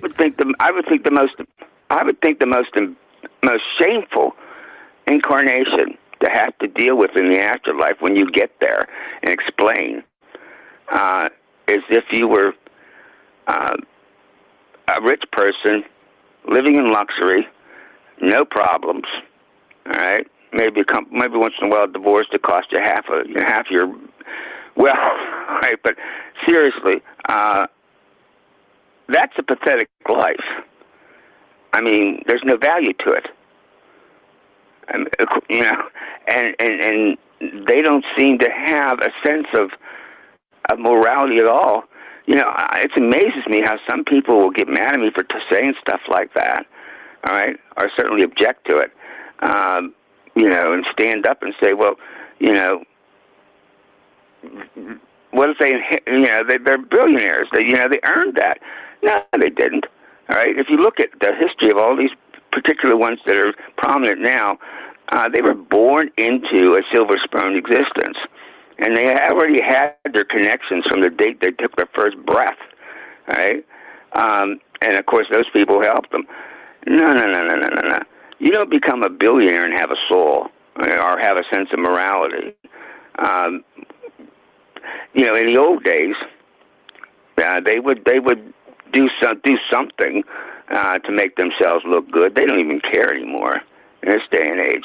But I'm just saying, their idea, if they manage to find immortality, and I think they will. As a matter of fact, I really do think they will, because they're obsessed with that, and they will. They're not going to share it with us. They're trying to kill us. They would, if they had their way, if they could have their world the way they want it, none of us would be here. They would have it all, just like Bill Gates buying up all the farmland, and so do a billionaire buying up all this. They want it all, and they want us out of the way. All right, but they have no concept that they could never exist in the comfortable circumstances that they are in without regular people doing the work for them. When we're all gone, if that ever happens, when we're all gone and there's those couple dozen billionaires, what are they going to do? What are they going to do with their money? Right? You have to burn it to stay warm. Right, they're going to have to burn it to stay warm because there's nobody around to take care of them. Because they have nothing but contempt for the people that do. Anyway, that's getting off of the whole immortality. Well, not quite getting off it, but that's why they want this. They're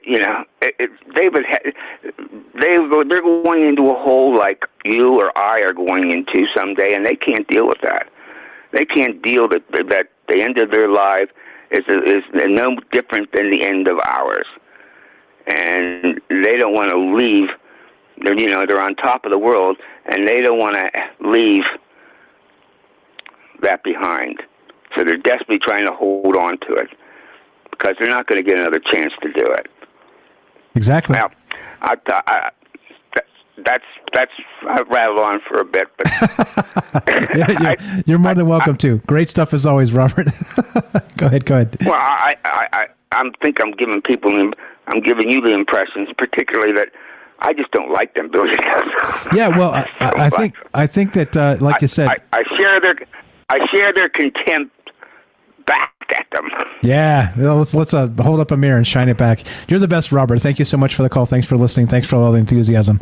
God bless you and the family. We'll talk to you soon. Okay. I'll finish listening to the show.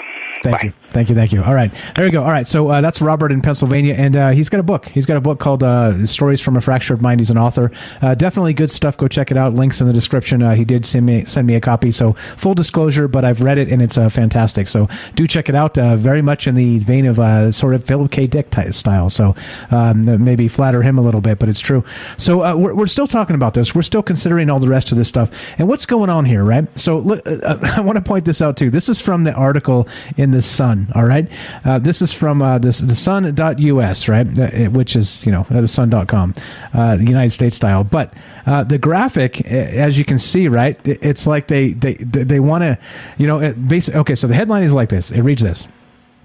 Fountain of Youth, inside the super rich quest to live forever with injected blood from teenagers, lab-grown organs and robot bodies, right? And so all those things are pretty sinister, which is what we've been talking about for the most of the night, right? We'll get to Dorian Gray and the rest of that as well if you guys want to make the connection. But this is the thing, right? Let's see. We'll go here, right? We'll look at this. Look at this crazy graphic they have on the Sun. And they have like this kind of person in the middle, like it's like a graphical person sort of situation. Actually, we're not on the radio, so we don't have to describe it. Just look at it. All right? Look at the thing. And what we're talking about is Elon Musk, they have brain upload, right?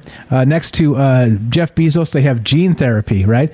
Next to Vladimir Putin, they have robot body. And then injected blood, they have Kim Jong-un, right? Kim Jong-un, right? North Korea dictator guy, right? It's like, wait, what?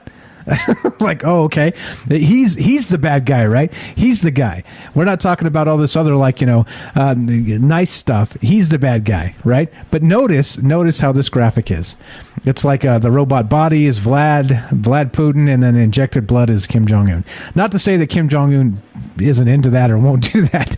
Now, don't get me wrong, but what about the rest of these guys? You think they'd be into that or do that as well? I don't know. Pretty interesting. I'll leave that graphic up for a little bit. But we're looking to hear from you. The topic tonight and the question is this, right? We're talking about immortality. And in the sense of not just immortality itself. We've done that, Ponce de Leon, that whole bit, the Fountain of Youth. We could take this wherever you want to take it, basically. Vampires, the whole deal, right? But it gets even crazier because well, we have all of this happening with, is it possible to become immortal without selling your soul to the devil? And the devil, again, could be proverbial. It could be, right, allegory for many things, for selling out your morals, all the rest of that, however you want to define it. That's the question tonight. And so we're considering this. And like Robert said, is this going to be a finite resource? Is this going to be, again, things they don't want for us, but they want for them? Very much like, you guys know me, I'm going to go off on climate change and the rest of this stuff, because it's fine for these assholes to have heated swimming pools and giant mansions with way more rooms than they'll ever need. That's cool, right? But if I do it, I'm an asshole. I'm the asshole. I'm the guy they're going to come after unless I can pay off the people that are going to be the climate sharks. You see? Like, this is not a fair situation. And, again, Leo DiCaprio, right? So all about climate change. He's jumping on private jets and having his yacht parties with different supermodel every week. Yeah, fine. But at least call it for what it is, right? It's a double standard is exactly what it is. So don't do the shit and say the shit if you don't mean the shit. Because I'm doing my part. Like I said, if you start to encroach on this to the point where you're taking away my cold beer and my warm shower, I'm going to have a problem, right? While these assholes have heated swimming pools. You get it?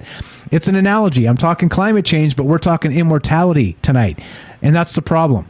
Because it's going to be a double standard, just like Joseph said, just like Robert said, just like everybody said tonight, and that's the problem. Even if this is a unlimited resource at some point, they still have to create artificial scarcity, or else it's not worth anything, is it? Anyway, so there's my little rant for the blah blah blah. What's up, Allison? I see you in the chat. What's up, Doc Connector? I see you. What's going on? Let's go to what's up, Marla? How are you? Let's go to Jennifer. Thanks for waiting, Jennifer. Jennifer in Missouri. Welcome to the show. How are you? Go right ahead. Doing good. Yeah. So I think there's only a couple of ways you could probably get immortality, and it's because everything on this planet has an impermanence to it and is going to degrade, even if it's machinery and things like that. So it'll be constantly updating and everything. But I think the only way that you could do it without selling your soul to the devil, per se, or doing something you can't live with, like these people have done, would be to believe in the impermanence of the soul, that the soul is immortal.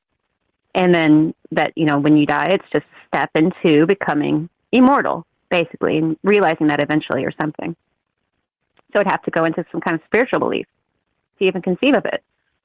Otherwise, you have to if you look back in history, there have been accounts of people becoming immortal, but it's been about the gods granting it to them, like these beings deciding to make somebody immortal. And it's happened a couple of times, but in every instance, it's always grievous. Like the people are always, like we were saying earlier, they're always bored and sad because they had to watch everything throughout all of time, So, but when you think about this idea of what they're doing with the blood and everything, it's nothing new. And we know that. It's not just about the whole thing with Bathory, but everyday people. I mean, even in Europe, and people, it's pretty dark. But there's a long, dark history of doing this. Not with just the blood and everything, but cannibalism in general. And the idea of when you like the gladiators, for example. People don't know it, but they were drinking the blood of those gladiators sometimes when they were slain, and supposedly to absorb the vitality of the gladiators. Even the poor people during the Renaissance would have to they'd get a cup and pay the executioner at these executions, these public executions, and they'd put that cup up, and they would get the blood and drink the blood of the executed, considering it some kind of an elixir. They would make something that was like a type of tonic, out of blood and aloe and myrrh, and drink that. And then the Europeans borrowed over. The Germans believed that the Egyptians had, I guess they'd heard from that, realm that you could, the younger and the fresher and the more brutal and surprising the death, the soul would be retained for a longer period of time in the blood. And so that was prized most of all, which kind of lends into that thing we can't talk about. It's very creepy. And you have that on and on and on. You even have the idea of, HEC 293 used today, because they have figured out about the proteostasis immortal embryo stem cell thing, and that those cells in the embryonic stem cells are immortal in a way. And that's why they keep using them. They're still using those, and those are from the 70s. And it's I'm not going to go into it, but it's very dark. It's from a fetus from the 70s. And they're still using it today for everything that they try to, a lot of things that they try to do. But you even have it's just the use of mummies and mummia. It's a type of elixir thing too. And it's got to do with eating mummies that are contained in like a pitch almost, like a tar. And the parts of those mummies are in that tar. And it was very popular in the Victorian era. They've been doing this for like a really long time. And the concept of, even in the offers to the gods when they'd make sacrifices in the Aztecs, the elect would consume the blood and everything of those corpses, after considering them sacred and believing it would give them not necessarily immortality, but the strength and the power and the youth. And you think about all those blood drives and everything, and it is really creepy when you think about it. I'm not saying that we shouldn't donate blood or anything, but when it all ties together, it starts to look really dark. And then, there have been talks about that the only other way you could get immortality, you can't get immortality really, but you can get youth. There are things that'll stave it off or make you live a little bit longer, but not immortal. And I think that's because it's in all the folklore and everything, the immortality thing isn't possible because it's not designed that way. Everything on the planet is designed to do things in an exact certain way because that's how it's perfected or something. So I don't know. I don't think there is a way unless it's granted to you by some, because I guess, Utnapishtim in the Epic of Gilgamesh, he was granted immortality by the gods. And I guess that because he'd saved all of life, it's like a flood story in the Epic of Gilgamesh. But he saw it as kind of a curse when he was given the immortality of it. And he claimed that, there was a plant at the bottom of the ocean that would make you younger, but not immortal. And there's just so much weird about it. With the blood thing, yes. They have been doing it for a long time throughout history. I mean, when you think about the average peasants getting a cup, and the executioner back then was considered to have some kind of supernatural powers in some accounts, and they would go up and get the blood, the peasants, believing that it had like healing powers to it. It's terrifying, frankly. Yeah, it is pretty wild. All of that. Yeah, go ahead. Sorry. Just that it's, especially the part about the, that somehow the blood would be more revitalizing the fresher it was. That's really creepy. The idea that people who also, if they were very young, ideally, I suppose, if they didn't die, if you could continue to take it without them actually being dead kind of milking them, so to speak. This was being done in Europe and around the world for thousands of years. Since the Egyptians for a long, long time. Exactly, and so not in the. Go ahead. You're on a roll. I'm not gonna stop you. You pause, so I jump in. But go ahead, keep going. Oh, the Aghori in India, which are considered the most sacred priests in India, or not really priests, like monks, kind of Aghors, Aghor, and they wear the ashes of the dead on their bodies, and they put when they drop their corpses, like when people in New Delhi drop their corpses, and it goes down the river, and they find it, they eat those corpses, and these are considered some of the most sacred monks and spiritual leaders in India. So there's just a lot of weird going on with this that people think that they even thought of it, but they've been thinking of it for a long time. Yeah. In this world, Go ahead. Just that they can't think of a way to, that they can't just accept. And, in the Epic of Gilgamesh, eventually Gilgamesh, he got that plant from the bottom of the ocean, I guess. And he didn't want to try it there. He wanted to try it out on another old man. So he goes back to Uruk or whatever, the town he was living in. And it gives it to this old man, a little bit of the plant he got from the bottom of the ocean. That old man eats it, and he does see that it makes him live a little bit longer. And so he decides he eats a little bit himself, and he falls asleep, I guess, and a snake eats the rest of the plant. And supposedly that's why the snake sheds its skin, and so on and so forth. But then he was really upset because, he couldn't go back to where he'd gotten it from, where he'd met that Pushtum over in the faraway land or wherever, the immortal man. So everybody's trying to grasp after it and everything. But the thing is he eventually realizes, and we should have all realized too, that you're immortalized by, in the world of the living, what you're remembered for. And so in a way, you're kind of living on. And if you don't believe in a soul or anything, you could at least conceive of the idea that you're going to continue on in the spectrum of the celestial and through nature. But if you do believe in a soul, then you could believe in the idea that you will. That's the whole point, that this is designed this way perfectly, and that you are immortal, and there is no end. There's just different closings of different chapters. And so we could accept it that way, that we are already immortal, and this is just a big story that has to end at some point to start a whole nother story in a way. And so we can, that's a good way to look at it, because the idea otherwise is incredibly dark, that you would have to resort to these things just to hold on, only to eventually watch everyone around you and the whole world and everything. I mean, and what you've degraded yourself down into and what you've become, kind of like the Dorian Gray thing, what is it? It makes you a monster, a horrible, terrifying monster, and like the Wendigo, the story of the Wendigo spirit thing, which is a cannibal. And the more it eats, the hungrier it gets, because it gets bigger and bigger and bigger. So it needs more and more to stay full. It's like the hungry spirits and ghosts. And they were worried about that too. All the folklore talks about that these types of spirits are still starving in the afterlife.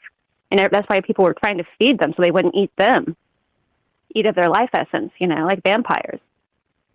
And it's just scary. And you have to just accept life as it is, because if you start trying to do all this blood magic or even like just these, like just the peasants and even the royals, believing this idea of eating mummies and eating people and consuming the gladiators, consuming infants and young children. So you can retain some youth, but not immortality. It won't make you immortal to do that. I mean, it's been said that you can't be.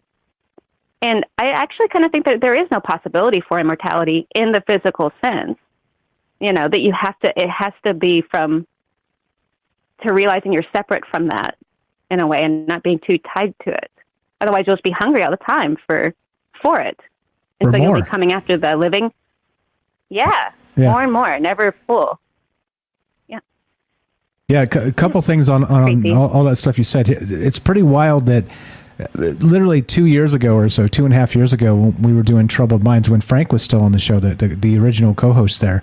And we were talking about this, and it was so dark, it kind of made us take a break, right? We were talking about the A word. I'm not going to say it just because I'm not trying to censor people or things. It's just that you say particular things and you get the technocrats come down on you, let's say. But we were talking about this then, and it seems like every once in a while in the news cycles like this in particular, right, from Futurism, it says scientists, stealing the blood of the youth may make you more youthful. But the bizarre part is, isn't this no shit, Sherlock? Hasn't this been known, like they say in Game of Thrones? It is known, Khaleesi, right? It is known. It's like, how come science is like, oh, by the way, we did this experiment and yeah, confirmed. Yeah, no shit. Didn't they used to eat the hearts of like their enemies and stuff because to take in the vitality, like you're talking about the gladiators and all? I mean, for crying out loud, like this has been a thing forever. And is this though? Is it some sort of blood magic? Do you think that's what this is, or do you think it's maybe a little more scientific here? No, I think I'm throwing on the idea that what they were saying, that they believed the soul and the spirit, because there's no other reason to do it, except what's contained. So they're like soul eaters, and it makes their soul feel more alive somehow. You even have that kind of talk amongst it's a little dark, but, with the serial killers and everything, some of those people were very occultic and believed that by killing their victims, somehow they were capturing their soul in a way to keep it, especially if they were eating them. It's extremely dark. Extremely, extremely dark, but it's all there, Yeah. I think there is something occultic to it. I think it has to do with life force. We all know that. We all feel it, that there's a life force, obviously,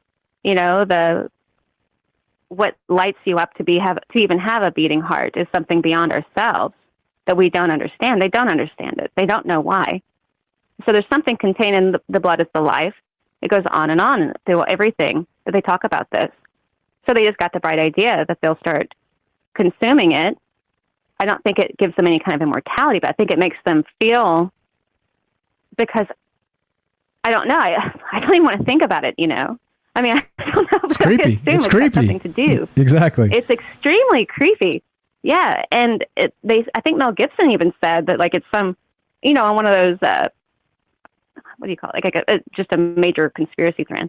But the idea that it's some kind of ancient religion, but it doesn't even take that kind of, they're just thinking to themselves that the transference of life force through just eating the thing that seems to have a lot of it. Like in Dr. Sleep, I don't know if anybody's seen that, but it really kind of encapsulates this idea, and it's really creepy.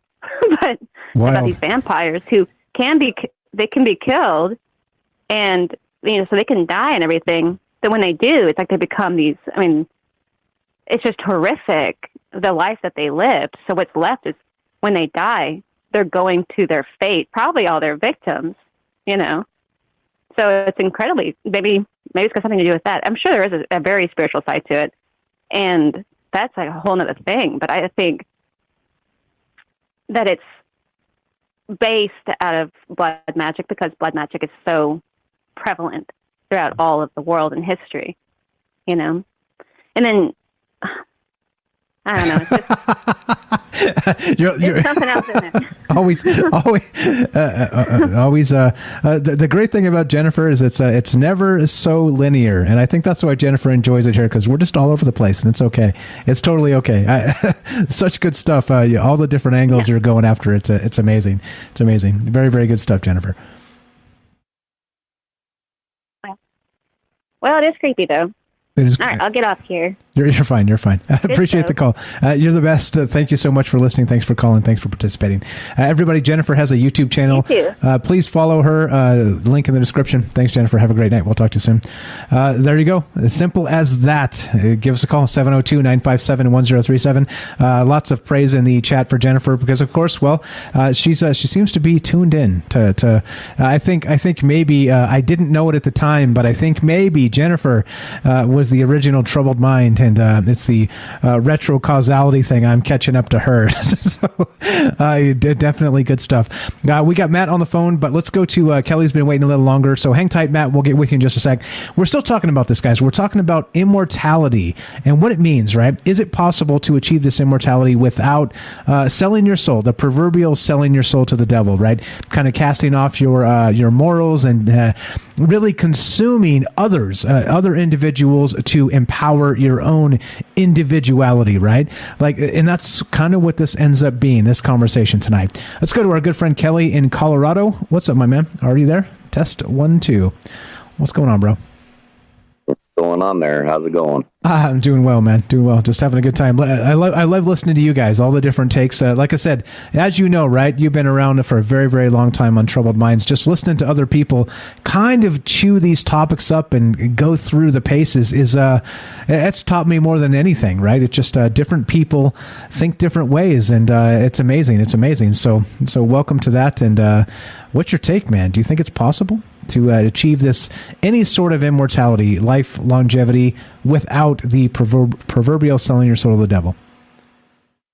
Well, that's first off, I like the whole lot of Jennifer's take on the whole immortality per se, but it's we actually are if we're talking energy and some people call it soul, but that is because energy never dies; it just transforms.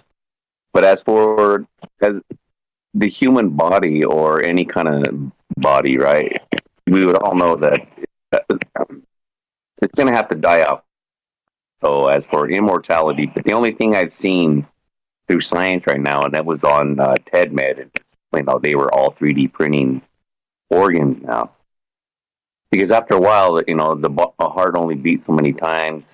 The body will break down. It just ages, but it's just how we age so fast on this planet. And, the whole thing too with the Epic of Gilgamesh, with that race, it was, the reason why that whole plant, it was the plant of life, and then they had the water of life. But it was only to give the human species, if we was to drink or eat that, it would just give them longevity. It wasn't going to be immortality. So, you look at stars are around for billions of years and they die off. Everything dies off at some point.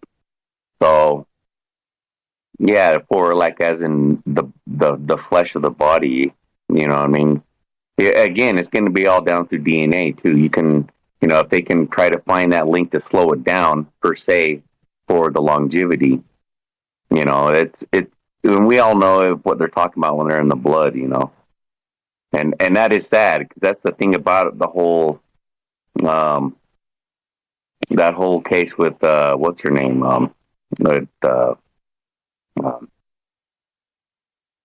what's her name Bathory, right?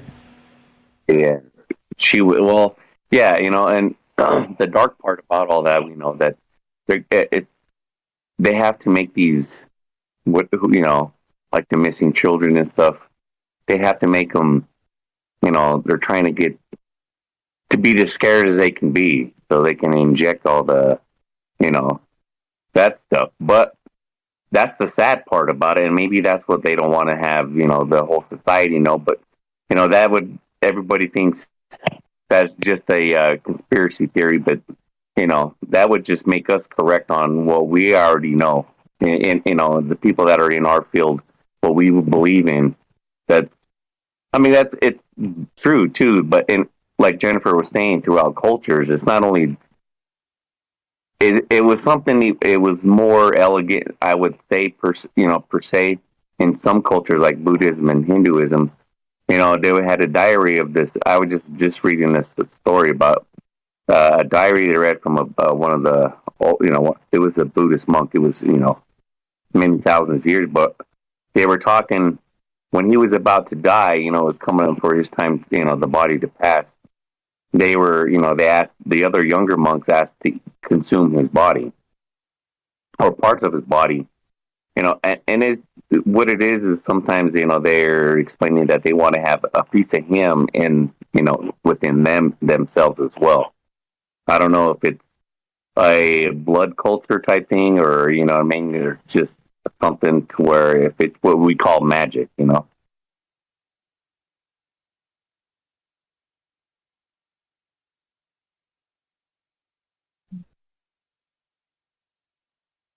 Hello? Sorry, man. You caught me stepping away for a sec. Oh, okay. Sorry about that. Keep on going. No, I had you on speaker. I had to. My teeth were swimming, but I heard you. Sorry. Oh shit! He stopped. He caught me. but yeah, you know. But yeah, me, it's just, you know, with even some of those cultures back then, you know, it's giving back some you know, some in like giving back the body back to nature. You know, it's something about that as well, because you know, over in Mongolia, you know, when somebody dies, they give their body back to, you know, the earth. So they give it back to condors, because, you know, vultures, you know, because they don't kill anything. They're just they eat dead creatures, you know, they eat off the land like that. So they're not known to attack or kill anything. They eat the dead. So they give it back to them, and then they bury the bones after, you know, the bones are cleaned from the animal. Yeah. Which is pretty... Go ahead. No, go ahead. Oh, it's pretty interesting, the whole give back thing, but yeah, it's all cyclical, isn't it? Like literally, like we always talk about. It's like you know, time is the flat circle. All this other stuff. It's like not only that. It's like the circle of life, right? It's so Disney cliche, but I mean, all that stuff fits into exactly all this, right? Yeah, it's true, because you know, people can now they can be a tree for fertilizer for a tree, and the tree will grow. I mean, but the dark side of it is the part that, I mean, that's something that it has to be put on light, that people have to really know about what's going on. You can't just turn away from that and just think that everything's going to be all right. You know, there's 800,000 children that go missing every year in the United States alone. We're not even talking worldwide. If this thing is a worldwide event, that these, you know, I wouldn't even call them human, man. They're just, that's why I get to the point where I'm saying, like, you know, I have connections with other cultures, you know, like the whole sacrificing of the body or something. That's something else, you know what I mean? That's not a more humanistic thing to do. I mean, there is cannibalism, and I'm pretty sure there had been, you know, but most of the time you're not going to be doing some shit like that. You know what I mean? Unless it's like literally dire straits, like literally the last option, right? Like it's like a survive or not. It's those types of questions, yeah. And I think good points, all of that. And sorry for stepping away there. You can usually sneak away because you go. we got some callers I can sneak away on and hit the restroom, and you're one of them. It's not the first time, Kelly, but I promise you, I heard all of it. I turn up the volume, and so I hear it while I'm at the restroom. Anyway, that's just so you know. But I wasn't ignoring you, I promise. But I think exactly like you're saying here. All of that stuff here regarding well. I don't know, like kind of back to what Jennifer was saying too, and to wrap it all up into one thing here is that this is not new. Like none of this stuff is new. So to me, right, like it makes me like a little bit perturbed that science is again, you know, stealing the blood of the young may make you more youthful. Well, no shit, right? Is this a no shit situation? It seems like it to me. Like, and so all of that stuff you're saying, it's all cyclical, right? We're all kind of in the same space, and, you know, not even talking spiritually, just, you know, the meat suits and the blood and all that other stuff. I don't know, man. It almost seems like this is a hint. You know what I mean? Like this is, like, we know this, right? We knew this. We knew this 5 years ago. We knew this 10 years ago. We knew this 100 years ago. So why is this news, right? Like, you see what I mean? It's sort of like in the news cycle, it's like a hint, right? You see what I'm saying here? Oh, yeah. See, I look at that. That's how I look at it all the time. When they do this stuff, and, you know, I kind of mentioned this in other spectrums of the mainstream media. But, yeah, they're telling you. they're literally telling you this is what we do, bro. And but you know what? Let's put a little science twist on it. So we're it's going to be make them more comfortable. Maybe now we don't have to kill them. We can just bring them in and then do transfusions or whatever they do. But they got to spin the blood. They're taking that stuff out of the blood. It's not just the blood itself. It's got to be there's something that we already know. The word for it, but because I don't want to throw all the flags up, but at the same time that's what they're after.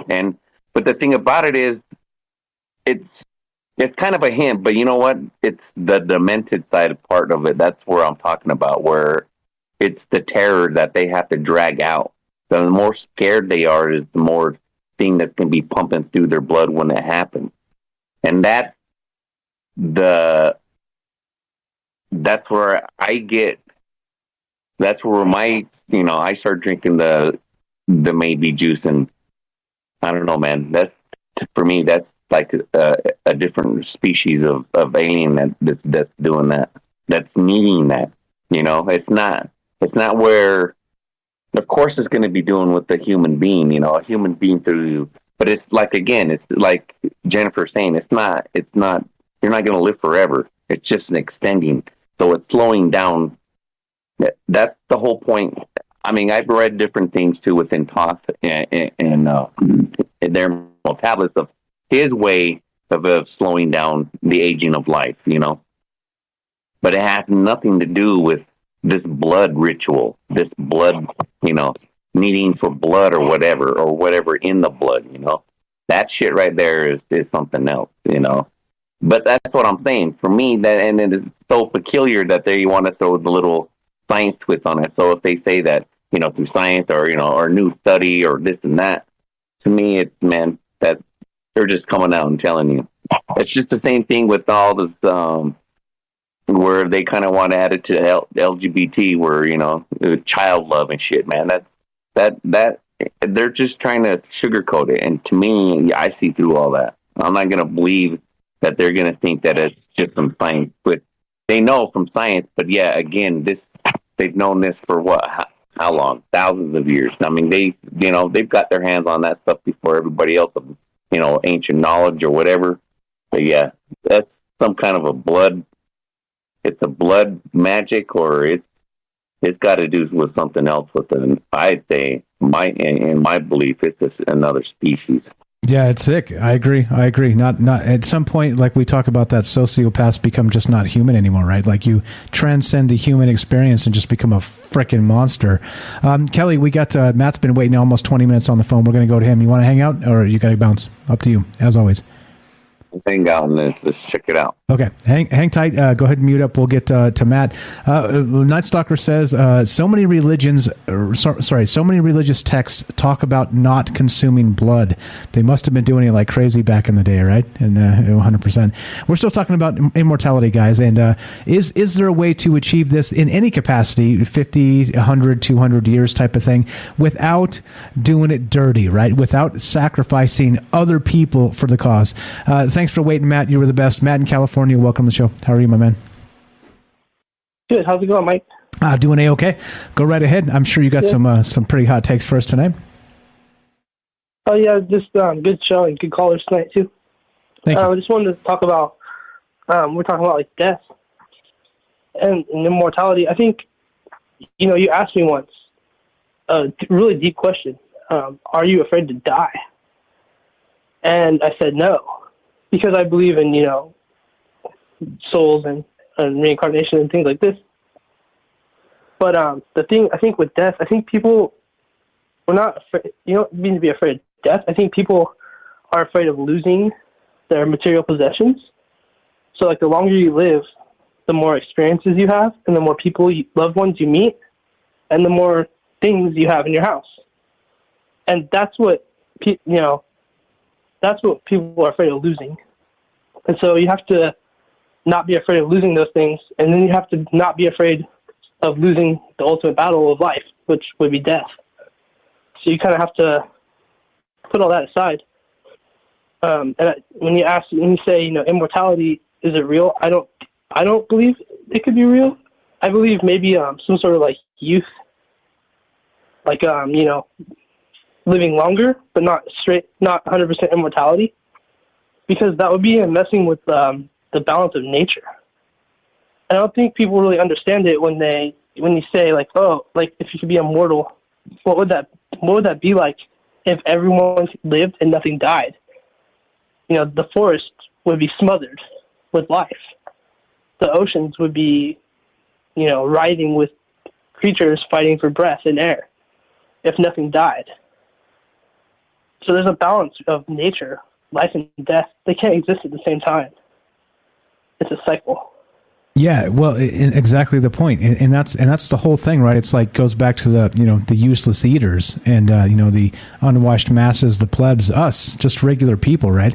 And we're talking about this in terms of like this two-tier society where people get away with all this horrific stuff we're talking about tonight, not even directly talking about it, sort of in the periphery, because you can't even directly talk about it, like they say, right? Like I said when we started out, like who can you not criticize?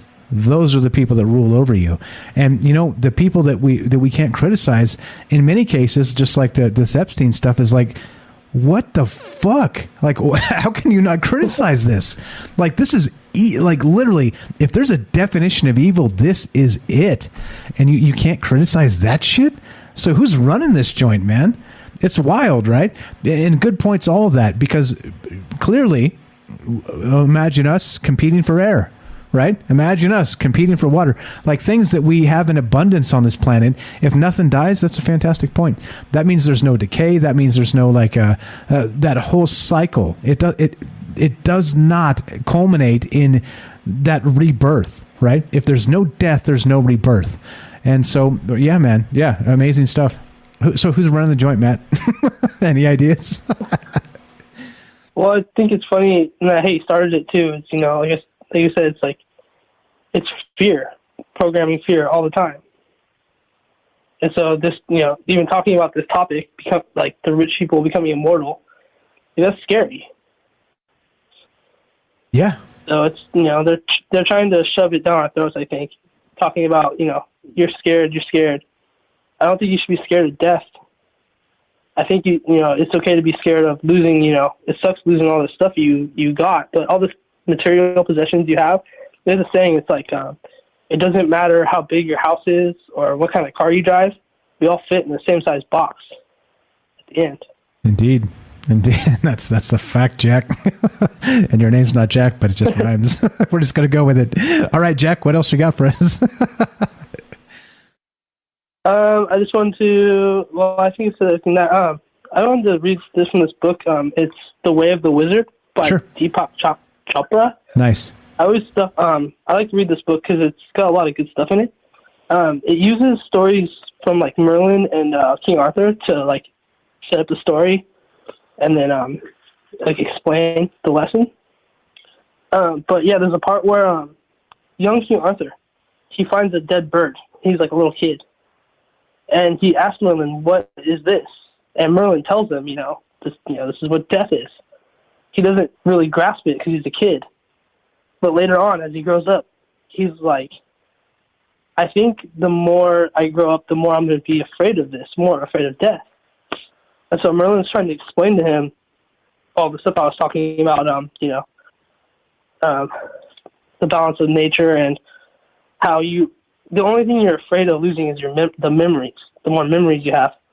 And so there's this part of the book, I want to read this part, it's really good. It says, so he's asking him, King Arthur is asking Merlin about life and death.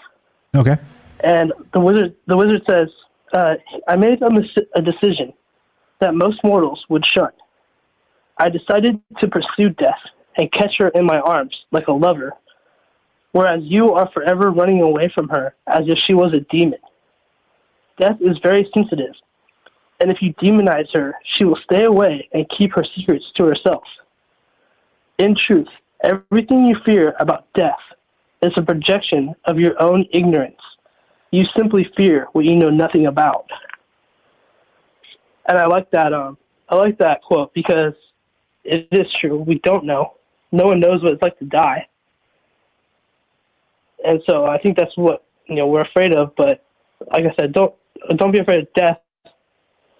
I guess that's where I'm going to leave off with that. I'm with you. The fear, right? Like that's the thing. Everybody experiences this, right? Everybody. We're all locked into this cycle, into that circle of life, like you described.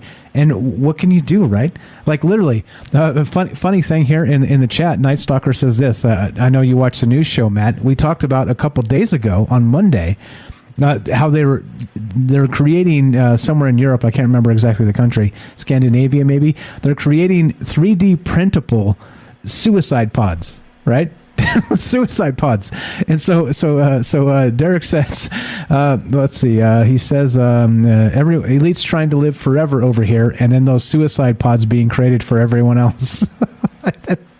And that's it, right? That's the whole fucked up thing. It's like, wait, right? This is not about like the next version of humanity. This is like, fuck the useless eaters and let's get the elites what they need, which is, some version of immortality. Whether it's, again, 10 years, 20 years, 100 years, 500 years, whatever. But that's wild, right? Like this, and this is my whole point about the whole elephant in the room, the medical industrial complex, the last couple of years, all this other bullshit. It's not about you and me, right? They don't give a fuck about you and me. It's about rules for them and rules for us. And if people don't see that, I don't know what to tell you. Because it's right there in your damn face, right? Like you just have to like look at two different things and say, "Oh shit!" Right, here we are. You know what I mean? Yeah, that's why it's important. We look at this stuff, but we don't get like too caught up in it. Yeah. In the beginning of the show, you're talking about it. Fear. They're shoving it down our throats, and then they're like, "Well, we can become immortal, but you should be afraid to die." So yeah, you're right. And that suicide pod, that was in Futurama. Was it really? Futurama? Yeah. That's funny. I mean, funny, not funny, but that's funny. Shit.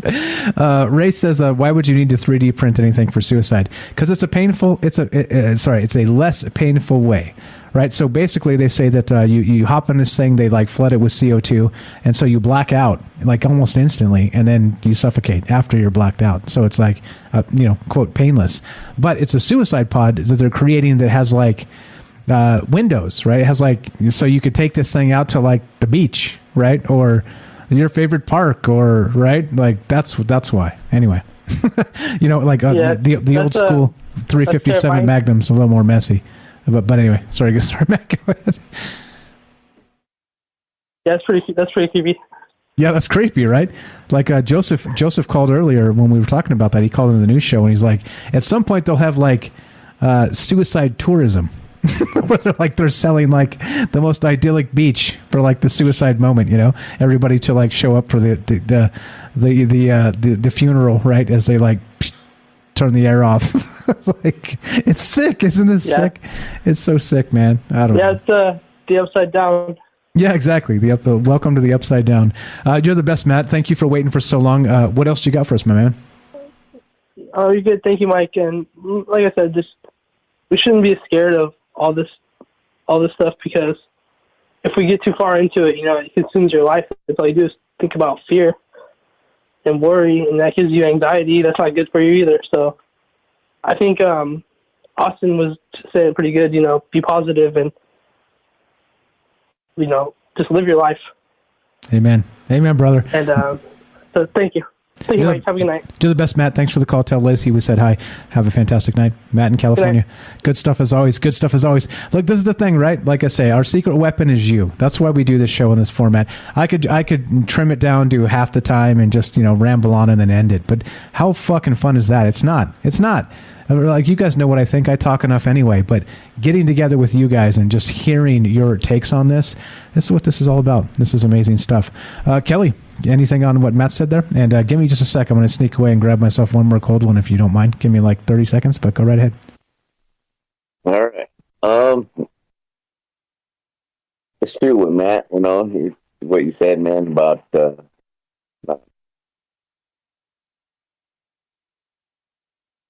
you got to realize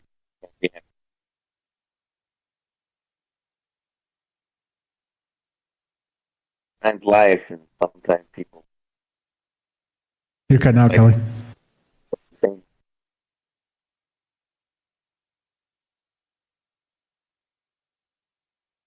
No longer to the point where they're acting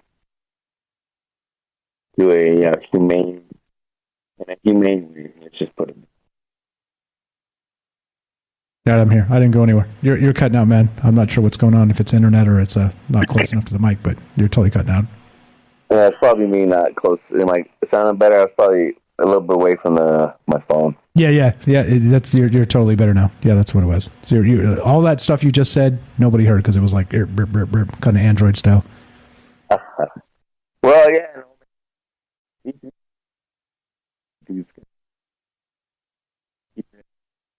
Same. Cutting it out. It's all good. I'll just wait. I'll just stay here. I'm not going anywhere. All right. So yeah, let us know. This is the thing too, right? This is why I have like a mic. This is a directional mic. This is why I set it all up the way I do, because I did the same shit. I used to lean sideways and look. I'm gonna do it. I give you the direct. This is a directional mic when you're talking. Yeah. Anyway. You there? Yeah. Mike.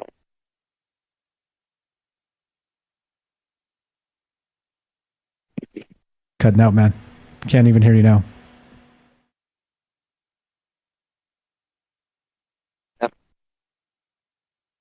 Yeah, it could be an internet thing at this point. It could be. All right. Yeah. All right. All right, man. Hey, I'm just gonna let you guys go there. Everybody, it was great. Good take tonight, and good, man. Appreciate it. Have a good night. Thanks, my man. That came through perfect. Appreciate that. Thank you so much. Have a great night. Kelly's the best. Kelly in Colorado, old family, old Trouble Minds family, longtime friend of the show. All right, let's go. We get near the end here, but let's hear from. Still talking about this stuff, right? We're still talking about this immortality bit, and is it sinister, right? Is it as I've been describing, right? And like I said, this is Troubled Minds, right? So I'm not the arbiter of any truth. Just to let you know, right? This is just concerns I have about not just considering the way things are or the way things will be, but considering our place in that world as it changes and shifts and turns into that 2-tier or 3-tier society or whatever else, right? Again, I think exactly. Night Stalker had it right, like suicide pods 3D printed to, have the idyllic, outro on the beach. Well, but Jeff Bezos is like, no, we ain't doing that, right? Like, we ain't doing that. You see what I'm saying? Like literally, there's a 2-tier thing going on here. Jay in New York, welcome to the show, my man. How are you? Hey, Mike. Yeah, well, absolutely brilliant today. I mean, the one question and just what we were going down there with in the chat and the suicide pods is, who goes and picks that up after you die? Well, you load it up there on the beach, the 3D printed plastic thing that you got from Switzerland, and you throw it out there on the beach so you can die with a nice view. They just leave it there? Nah, we'd have to consult Joe. I'm sure there's a service built in. There's a service built in. Is it built into the cost? I mean, you tell me. Oh, maybe this is our new business, Jay. Is that what we're getting into? Oh, that's how we're going to make our money? Are we talking about a new business model? Not a bad idea. Maybe after the show we could talk about it. All right. We'll get into that offline. But go ahead. What's your take on this whole immortality bit? It was coming up a bit tonight that, throughout time that's gone on. I mean, the Aztecs used to run the blood down the steps. They would behead people and all their sacrifices, and the priests would take bites out of it, beating hearts and all that. And all kinds of different religions have done that, And I don't really want to get into the whole morbid thing, is that, we're kind of justifying early killings in the beginning of life now, for whatever reason that might be. But that would be an excellent source. The younger the better. I remember a preacher at one time when my family was bouncing from church to church. that we ended up at a Church of God, and they were talking about collagen, the fatty cells from newly deleted beings, that the cosmetology industry really wanted to have that for their lotions and makeups and everything else like that. And it was in the papers, it was a real thing. That they wanted that, and it was a marketable resource, and that's happened in recent times too, where I believe the lady wanted the Lamborghini for the goal and, getting the better end of the deal on the new things. If you look at Monsters Incorporated, the kids' cartoon and stuff like that, the terror of children produce the most amount of energy. And if you're going to take something to give yourself more life, you're going to have to take something from another life. We eat animals. We hunt deer, ducks, whatever. Raise cattle.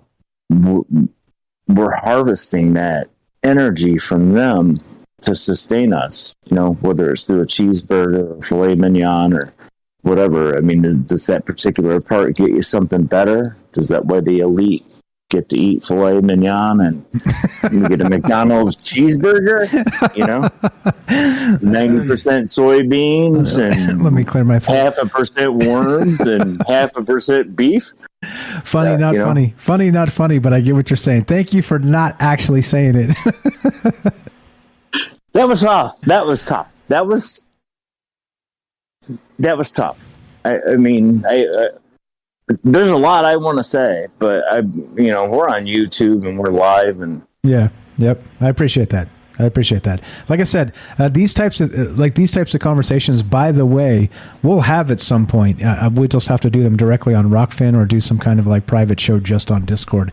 But I'm not afraid to talk about this. Just clearly, like I said, who your rulers are by who you can't criticize, and here we are, right? Like hedging around. Kids on the side of the milk carton. This is absurd. Everybody should be united against this crap, and we're not even allowed to talk about it. It's insane, right? At least in some context, it's nuts. It is absolutely nuts. The Twitter account getting taken down on the Epstein bad case that's going. You said it, not me. Yeah. Yep. Just. That's odd. Why that? They're reporting something that's broadcast live. Yeah.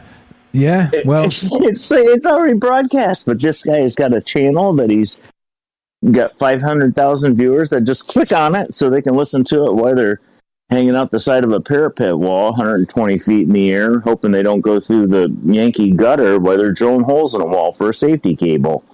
Just. It's weird that things like that get taken down. I find that odd. I also find it odd that today, the article that you started off the show with was that younger blood can prolong life.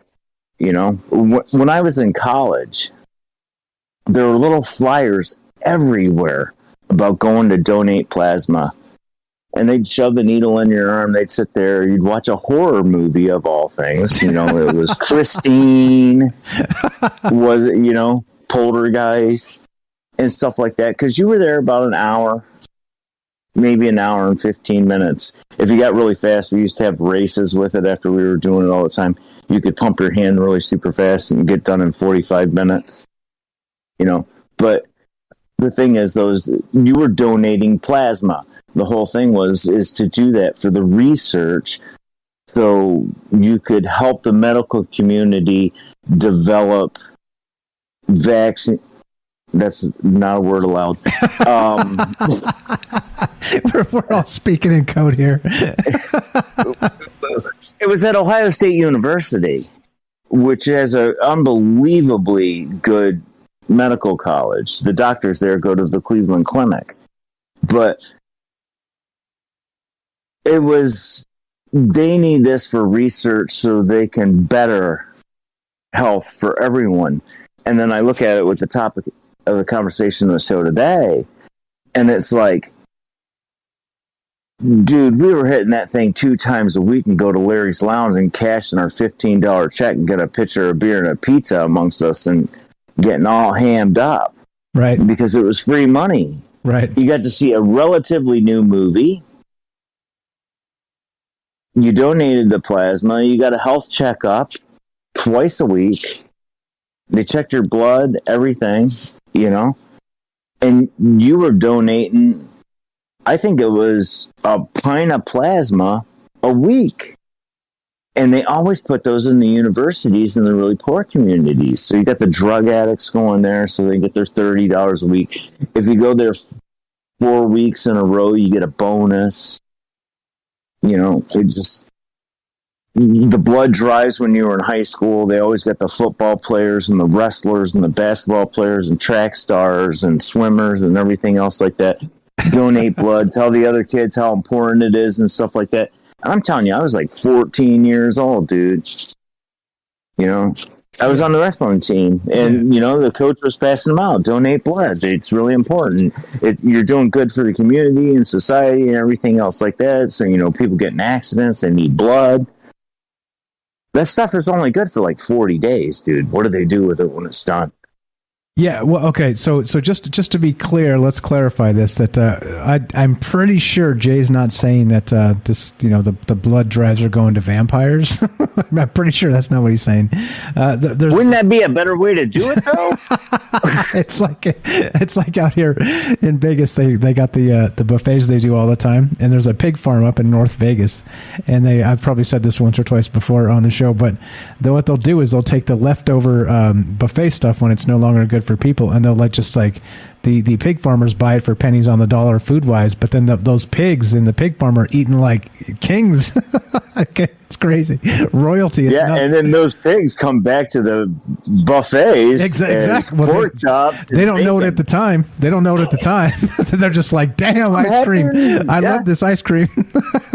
And happier than a pig and shit. Yeah, exactly. I think they call that in the farming world.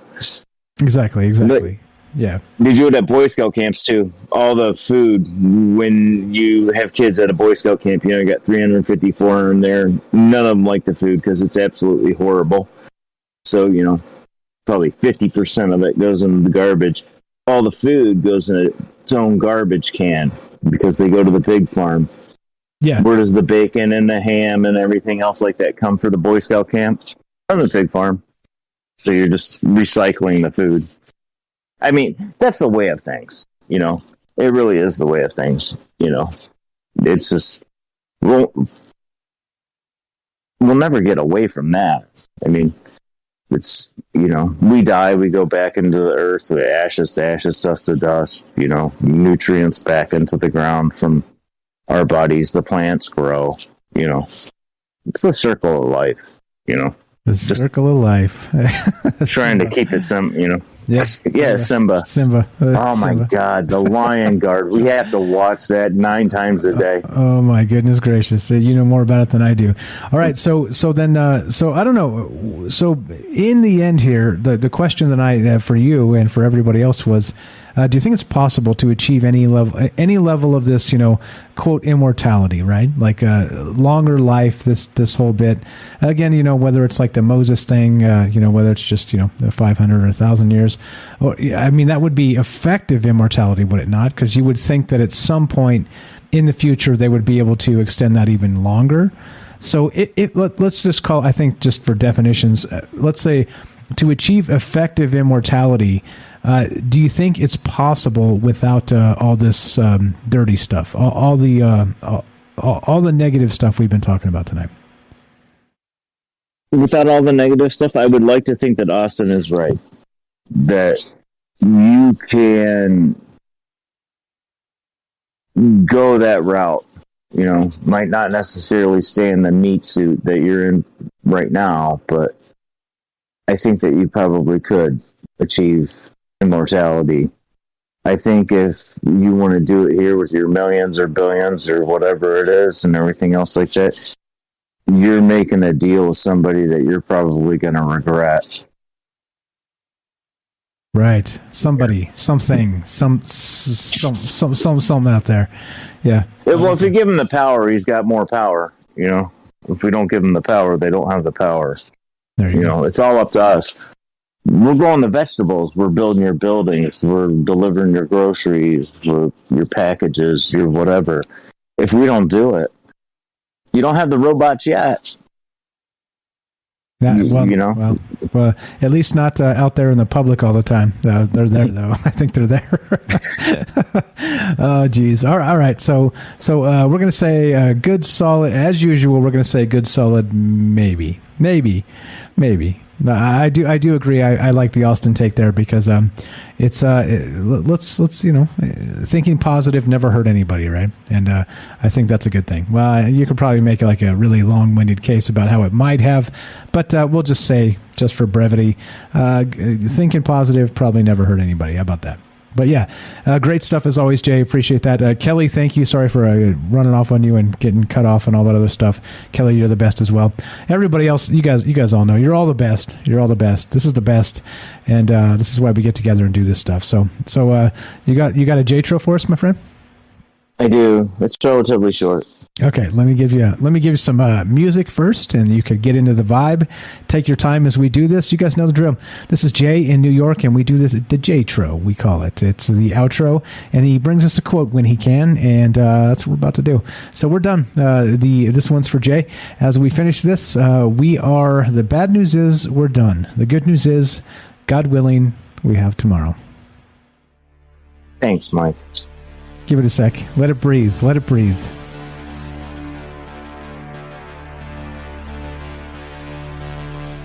The person that sows a single beautiful thought in the mind of another renders the world a greater service than rendered by all the fault finders combined.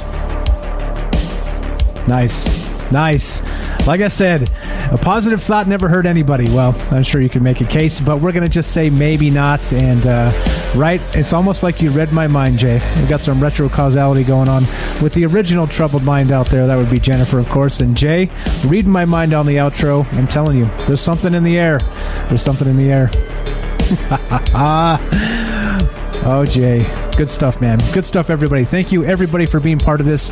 Thank you for all the amazing thoughts in the chat. Thank you to James again for the generous tip on Rockfin.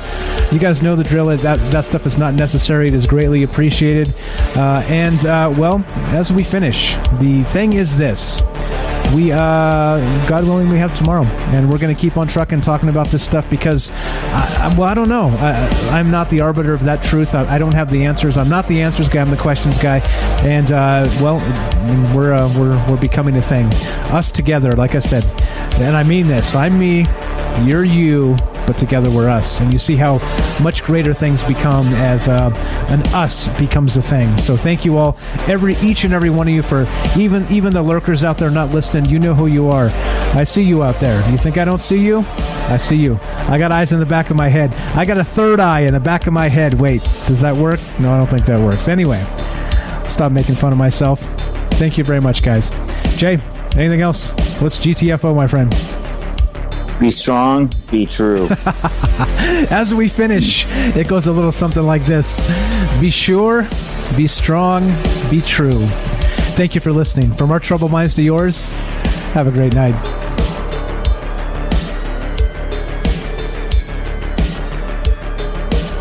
Awoo. Thanks, Jay. That was awesome.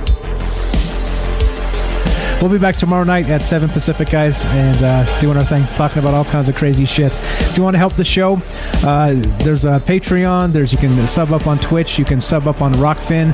All three are fantastic. If you don't want to spend any money, but you appreciate the things we do here, just listen to the podcast feed. That's monetized, and there's some ads in there.